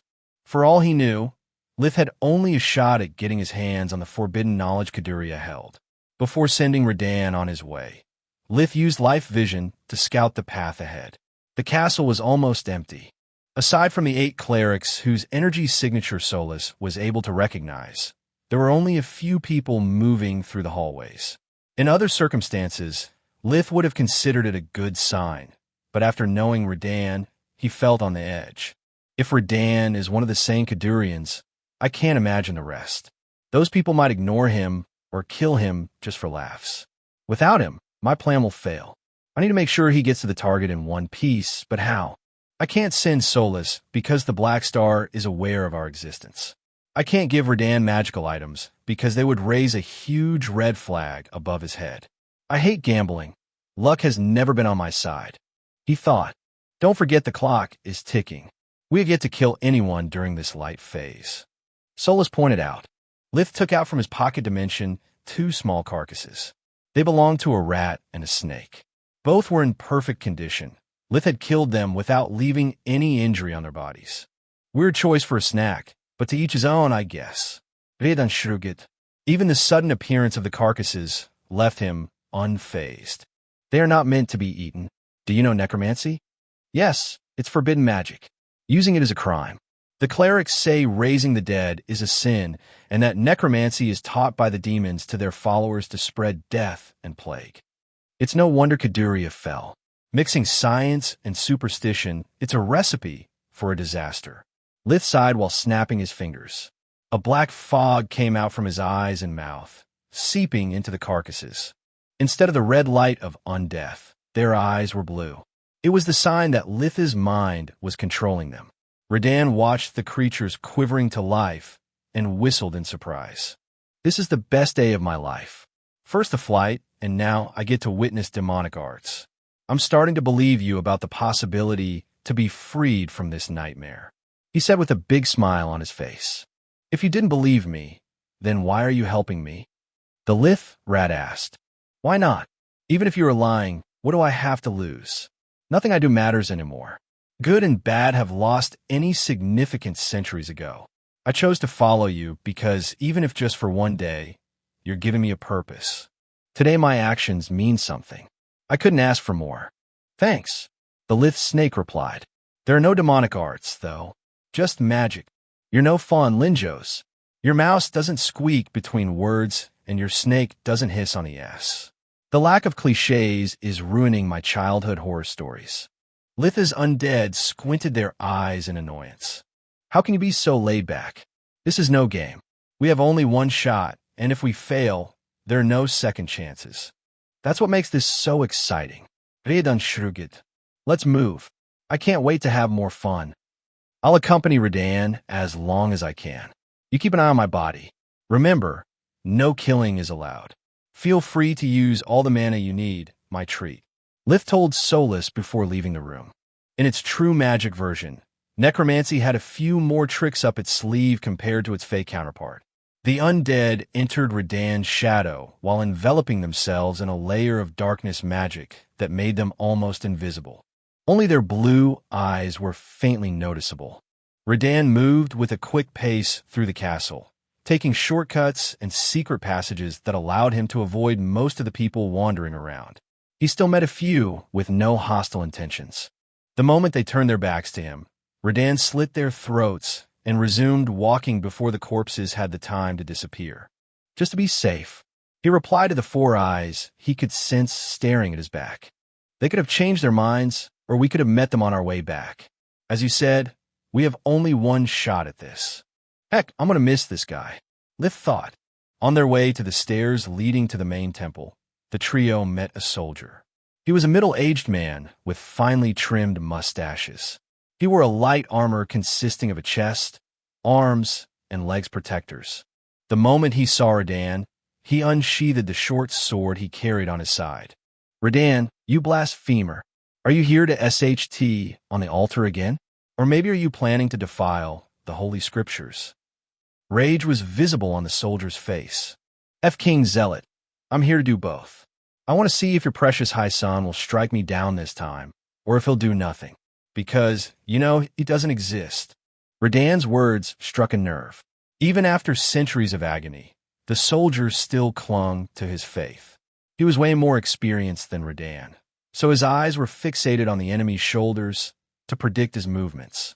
I have the training and range advantage. He thought, I'll make him squeal like the pig he is. I'll punish you in his stead, you heretic. The soldier charged forward, annoyed by Redan's unusual relaxed look. Suddenly, he tripped on something. He tried to roll to quickly recover from the fall, but his legs were pulled down with enough strength to make him fall face first onto the ground. Redan wasted no time, stomping the soldier's neck with his heel and killing him on the spot. Thanks, he said to the two creatures still holding the disappearing corpse. Nindro usually beats me 9 times out of 10. He is a stupid zealot, but I learned a lot from dying at his hands. I can't risk entering the Black Star's line of sight, Lith said while watching at the stairs with life vision. The good news was that there was no one but Meru in the room. Redan had a clear path, at least for a few minutes. You're on your own. I'll be quick then. Redan tensed up for the first time in decades. Death would mean ruining the adventure of a lifetime. The moment he entered the room, the High Cleric turned around. Are you here for the temple or for me? His voice held no fear. Meru had been chased, tortured, and killed so many times he had lost count. Pain was an old friend. Nothing scared him anymore. I'm here to pray. I just wanted to praise the High Sun. It's a miracle, Redan said while pointing his finger to the ceiling. The High Cleric looked up, believing his prayers had finally been answered.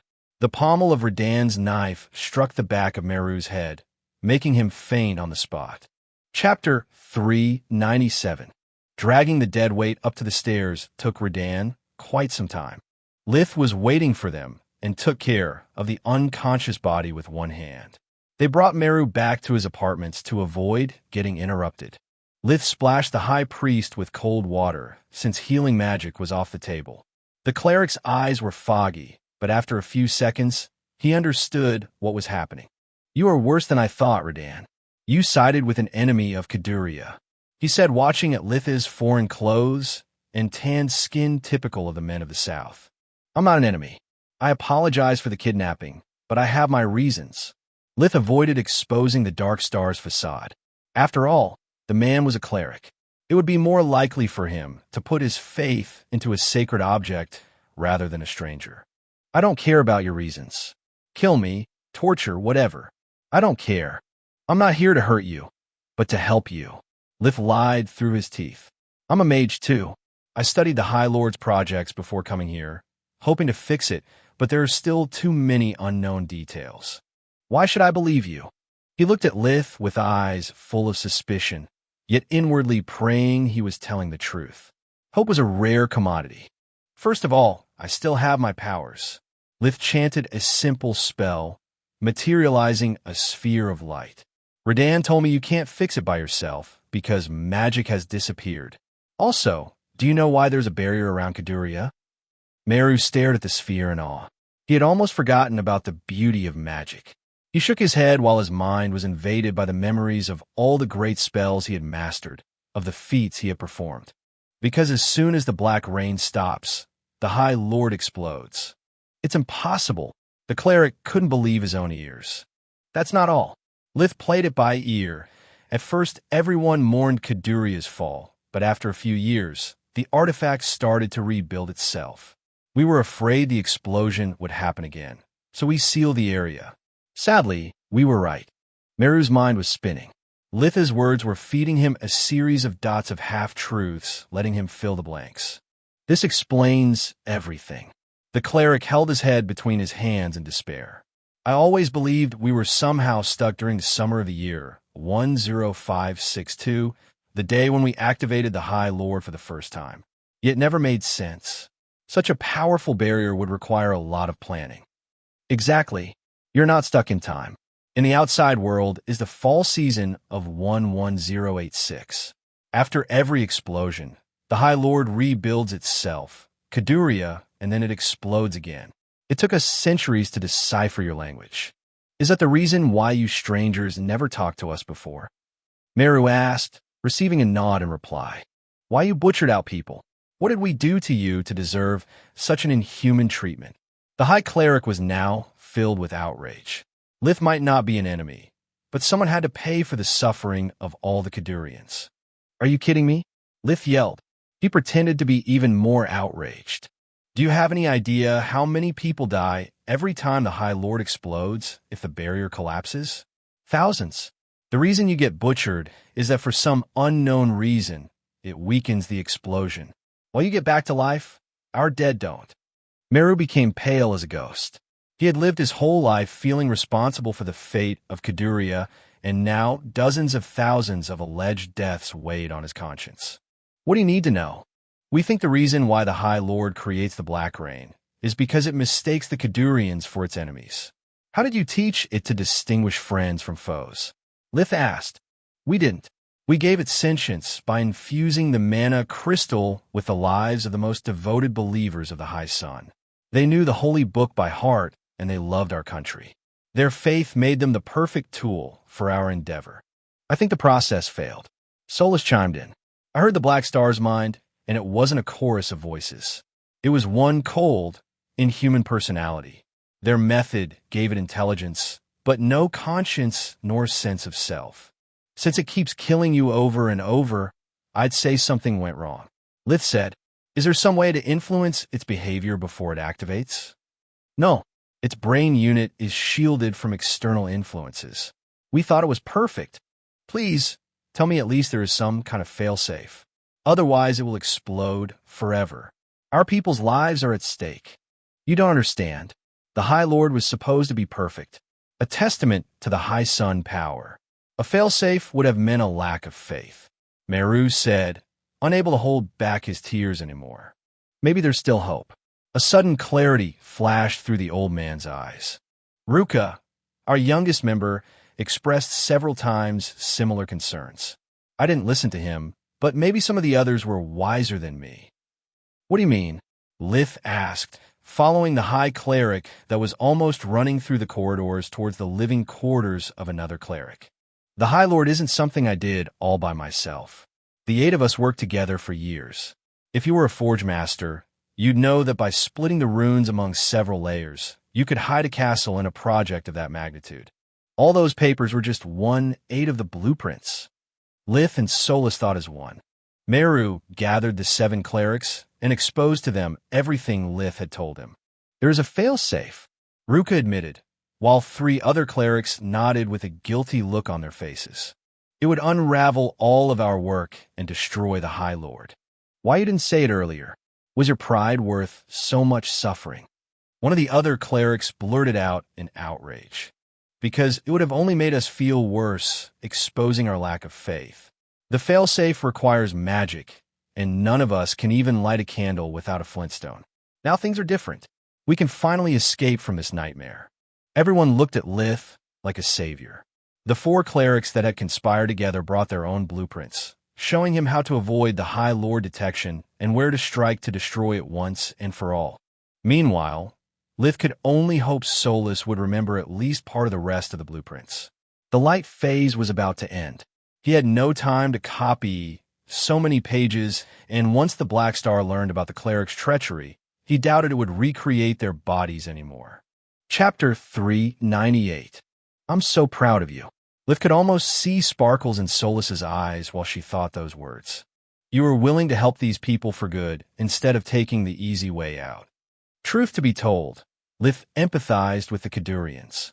Their situation, pain, and struggle were similar, yet much worse than his own. He didn't care that much. Lith had just got carried away with his act while pointing out the cleric's stupidity. Helping them also means helping us.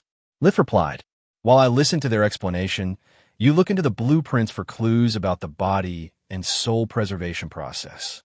Solus was too happy about his sudden change of heart to notice how quickly he changed the topic.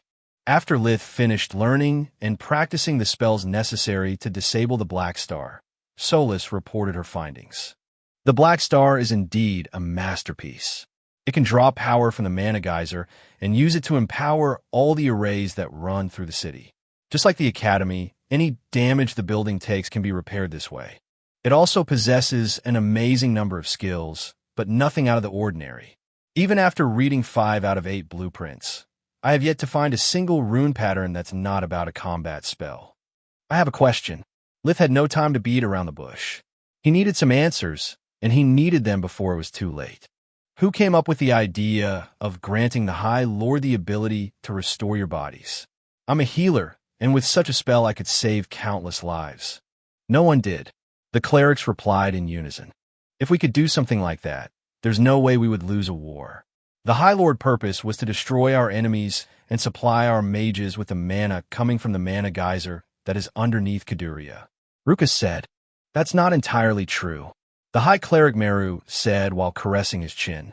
We were outnumbered, so we gave the High Lord the ability to cast Tier 4 light magic. That way it could both heal our troops and replenish their life force.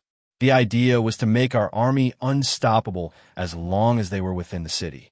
There's something amiss. I could do everything they just mentioned, yet I can't even fix a single damaged mana core, let alone recreate a whole body from scratch. Lith thought, yeah, based on what they said, the Black Star would simply allow them to use invigoration. Solus pondered, do you think it's possible that somehow they forge-mastered something that's greater than the sum of its parts? No way. We have forge-mastered countless items, seen incredible artifacts being crafted by Professor Wainmeyer while we were at the Academy. Yet not once the final product diverged from the specifics. What we have seen so far is an unprecedented anomaly. Despite the situation was still dire, Lith burned with curiosity. There was a thought scratching at the back of his mind. He couldn't put his finger on it, but he believed that the answer was getting closer with every possibility they discarded.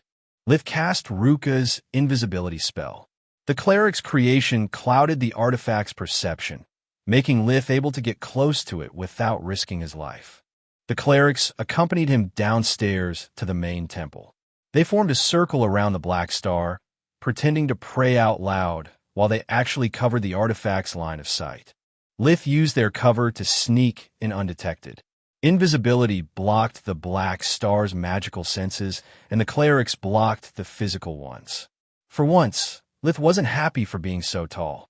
He had to crouch all his way in until he was close enough to start chanting the freeze spell. Lith chose not to float or use the hush spell because he had no idea what was the range of Ruka's spell and wasn't willing to take risks. Once again, paranoia saved his life. Invisibility made his life force and mana flow undetectable. But the Black Star was still able to perceive the spell coming out from Litha's body while he was so close.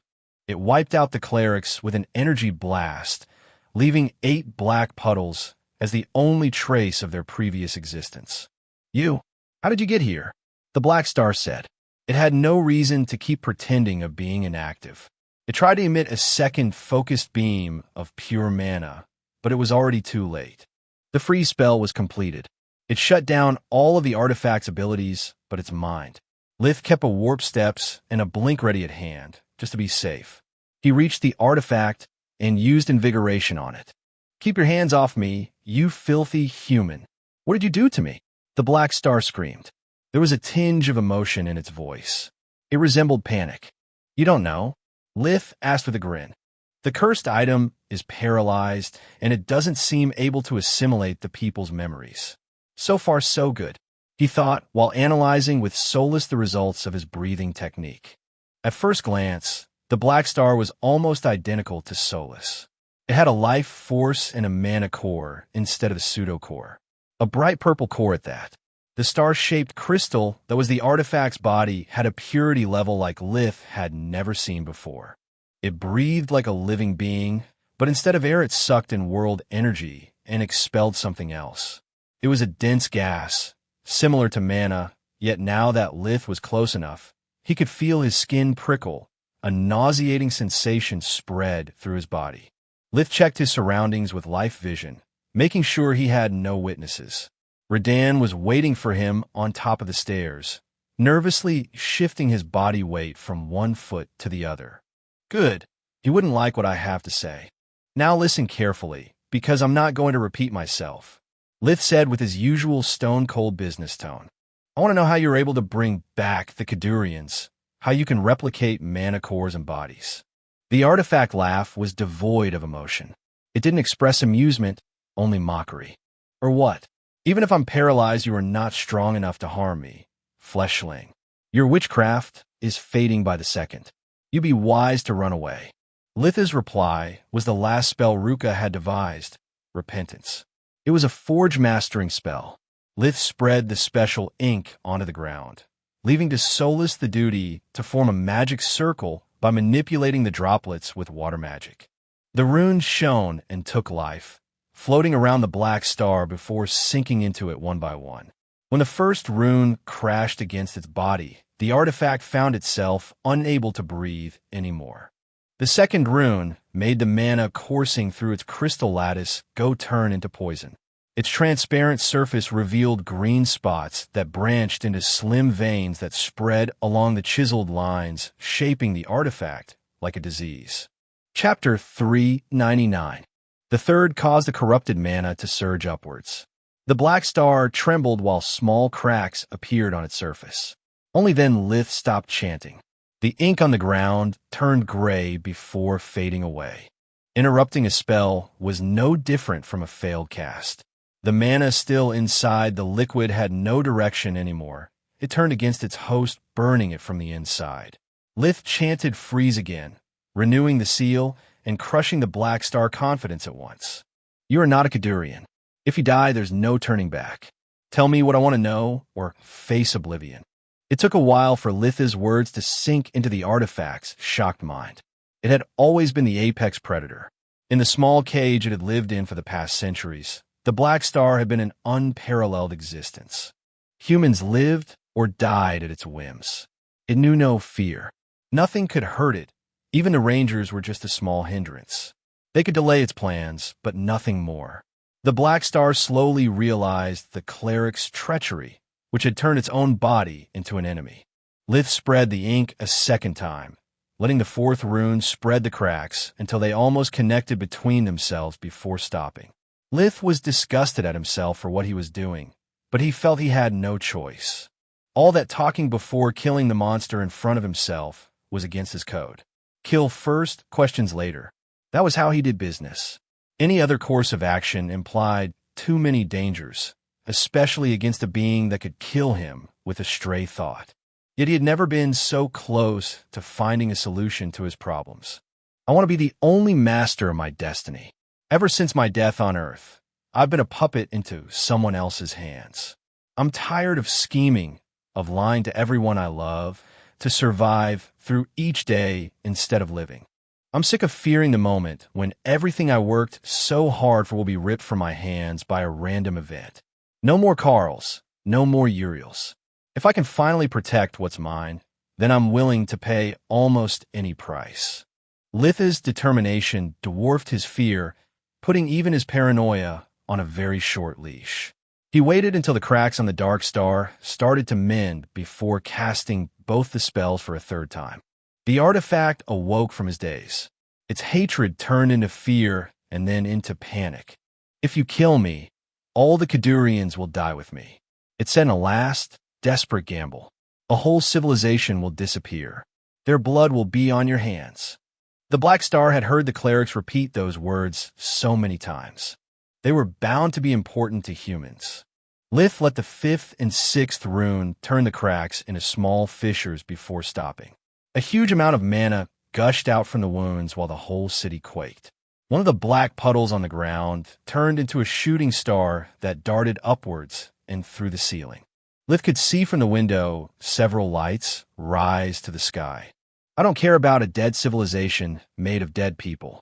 What you give them is not life, but a caricature of it. You took away their freedom, their hopes, and their future, leaving behind only fear and misery. Do you have any idea what does it mean being in so much pain to wish for death, and having even that denied? To be forced to live your worst nightmare over and over again. Litha's voice trembled with rage. Solus knew she wasn't talking about the Kadurians anymore. What about me? The Dark Star replied when Lith started his chant again. What about my pain, my future? What makes you different from me? Only one thing. I never kill my prey more than once. The runes seeped inside the artifact's body, widening the fissures and causing another outburst of shooting stars. Enough. I beg of you. The Black Star could feel the damage getting closer to its mana core. To make things worse, it was losing control over an increasing number of Kadurians. The loss was still negligible, but it would slow down its plans nonetheless. The secret lies in my crystalline body. It's only thanks to it that I can do it. Those words were enough to stop Litha's chanting at the 3rd rune. What do you mean? Explain yourself. Instead of using the mana crystal to fuel my abilities, the humans used it to store my conscience and powers. That was their first mistake. The cursed object said, while focusing on healing its wounds. Their spell was meant to use me as an energy reserve for their purposes.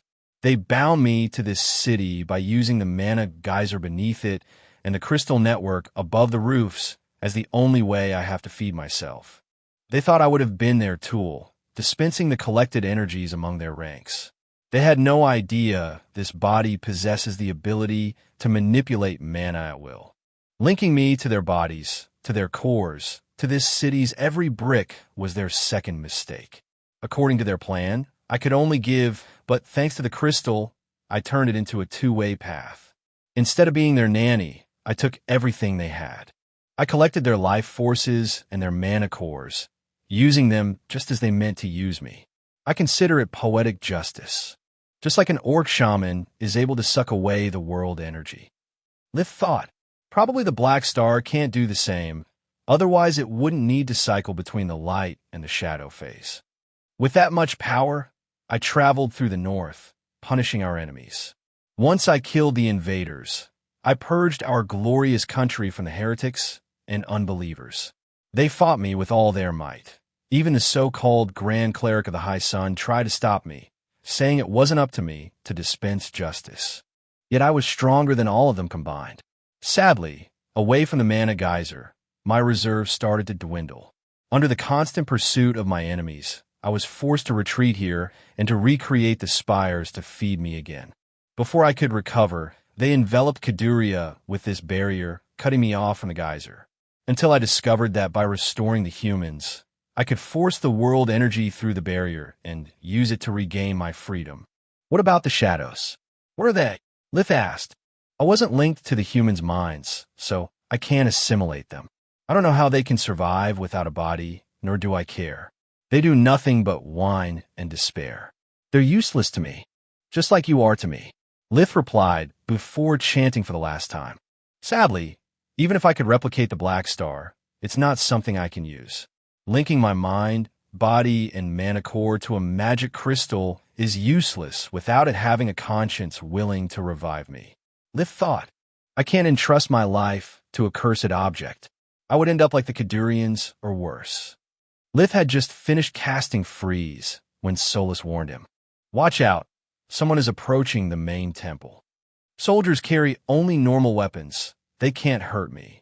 Lith replied, not a soldier. They're about to fly through the window. To be able to use magic, they must be from the outside world. Chapter 400. Lith didn't like the sudden turn of events. Freeze had just been renewed, so the Black Star wouldn't be a problem for a while. An outsider, however, meant only troubles, no matter their identity. If it was someone from the army, Lith would have to kill them. Explaining what he was doing and how he was capable of doing it would require to share details he wasn't willing to provide.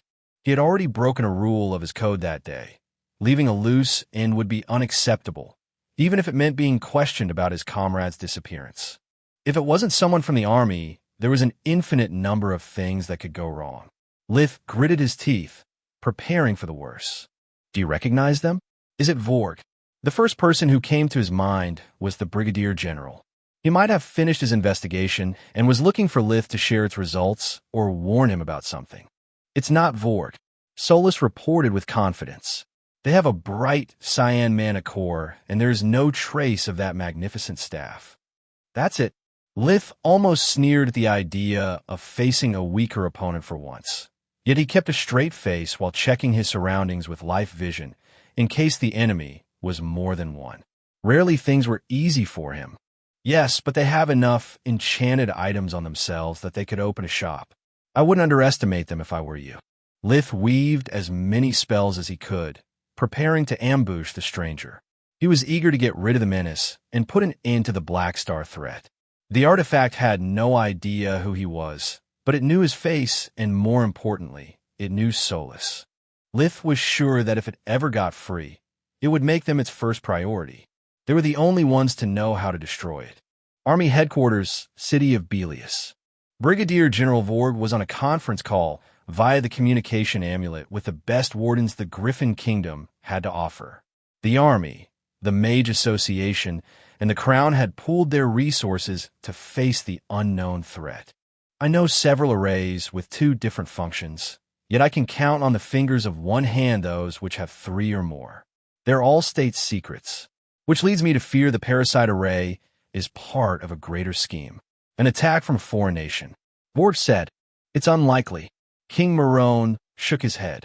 Each country has its own lost cities, and each one of them is a threat to every single human being. The reason we keep them sealed is that no one knows how to get rid of them. No ruler would be so foolish to unleash such horrors on Mogar. History demonstrates that once they take hold of a territory, it can't be reclaimed. There would be no point in releasing a menace that even they may not be able to contain. Agreed. The Gorgon Empire has no reason to jeopardize the Keller region's security. The Black Star is too close to their borders. They wouldn't risk making it their problem. As for the Blood Desert, underhanded methods aren't Solark style. She just takes what she wants. Queen Silpha pointed out, Your Majesty, with all due respect, who else could employ such a powerful tool? Vorg wished he could share their optimism.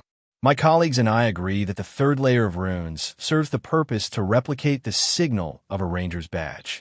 Even if we change the seal every time a new ranger is assigned to the region, as soon as they enter Kaduria, our mysterious enemy can do the same. We have no idea since when the parasite array is there, nor what's happening inside the Lost City. According to the latest Rangers readings, the barrier is severely weakened. We should prepare for the worst. Vorg said. The royals nodded. They knew that Lady Tyrus wouldn't interfere with the state affairs, but maybe she would make an exception for the ancient threat they were in no way responsible for. Especially if, as Vorg said, the crisis was caused by a foreign power. Lith hid behind one of the white marble columns surrounding the altar while keeping an eye on the newcomer with life vision. The plan was simple. If they were a member of the army, Lith would have let them explain the reason they were there and kill them only if necessary. In all the other cases, he would attack on sight. No one was supposed to be able to enter Kaduria's barrier. Lith would get rid of the threat and get a medal for it. Two birds with one stone. From the outside, Tries 2 was staring at Lith with life vision. The light phase had yet to end, but several blocks of the city were heavily damaged. People had fallen to their knees in the middle of the street and were praying their hearts out. Tries wasn't able to understand Kadurian, but he had seen the shooting stars. Something was wrong with the Dark Star. The bastard is damn strong, he thought while measuring Lith's mana flow and life force and comparing them to his own. A strong fake mage is still a fake mage. They are my equal. Despite his arrogant words, Tries knew better not to underestimate a ranger. His plan had required to interact with many of them. Those that couldn't be bought had to be killed, and none of them had been easy prey. Tries unleashed his first spell against the main temple. Lith saw several streams of lightning bolts rush towards the building, making him doubt the newcomer's sanity. Stone was naturally resistant to air magic, and the blocks that made up the wall were at least half meter, 1.6 foot, thick. It's the most original way of painting the temple black, unless, Lith thought. The streams altered their course, surrounding the building with a perfect circle of electricity. Tries kept pouring energy, making the ring crackle like an angry beast eager to unleash its fury. With a wave of his hand, the circle broke in several new lightning bolts that entered from all the windows, leaving Lith no way out. Lith remained calm and conjured 2 stone walls. His back was already against the column. Now he had no blind spots. Or so he thought. He had reacted too fast, so he hadn't noticed that each lightning bolt was shaped like wingless dragons. They advanced with their maws wide open and their blue eyes fixated on their prey. It was a Tier 5 true magic spell, Lightning Dragon. The bolts were infused with part of the consciousness of their caster, just like Lith could do with his undead. Tries could see through their eyes and control their every move. The dragons leaped above the stone walls and flooded the space they were supposed to protect. Lith didn't have the time to curse, only to realize he was trapped inside a prison of his own creation. Earth magic was the strongest defensive element, but compared to lightning, it was slow.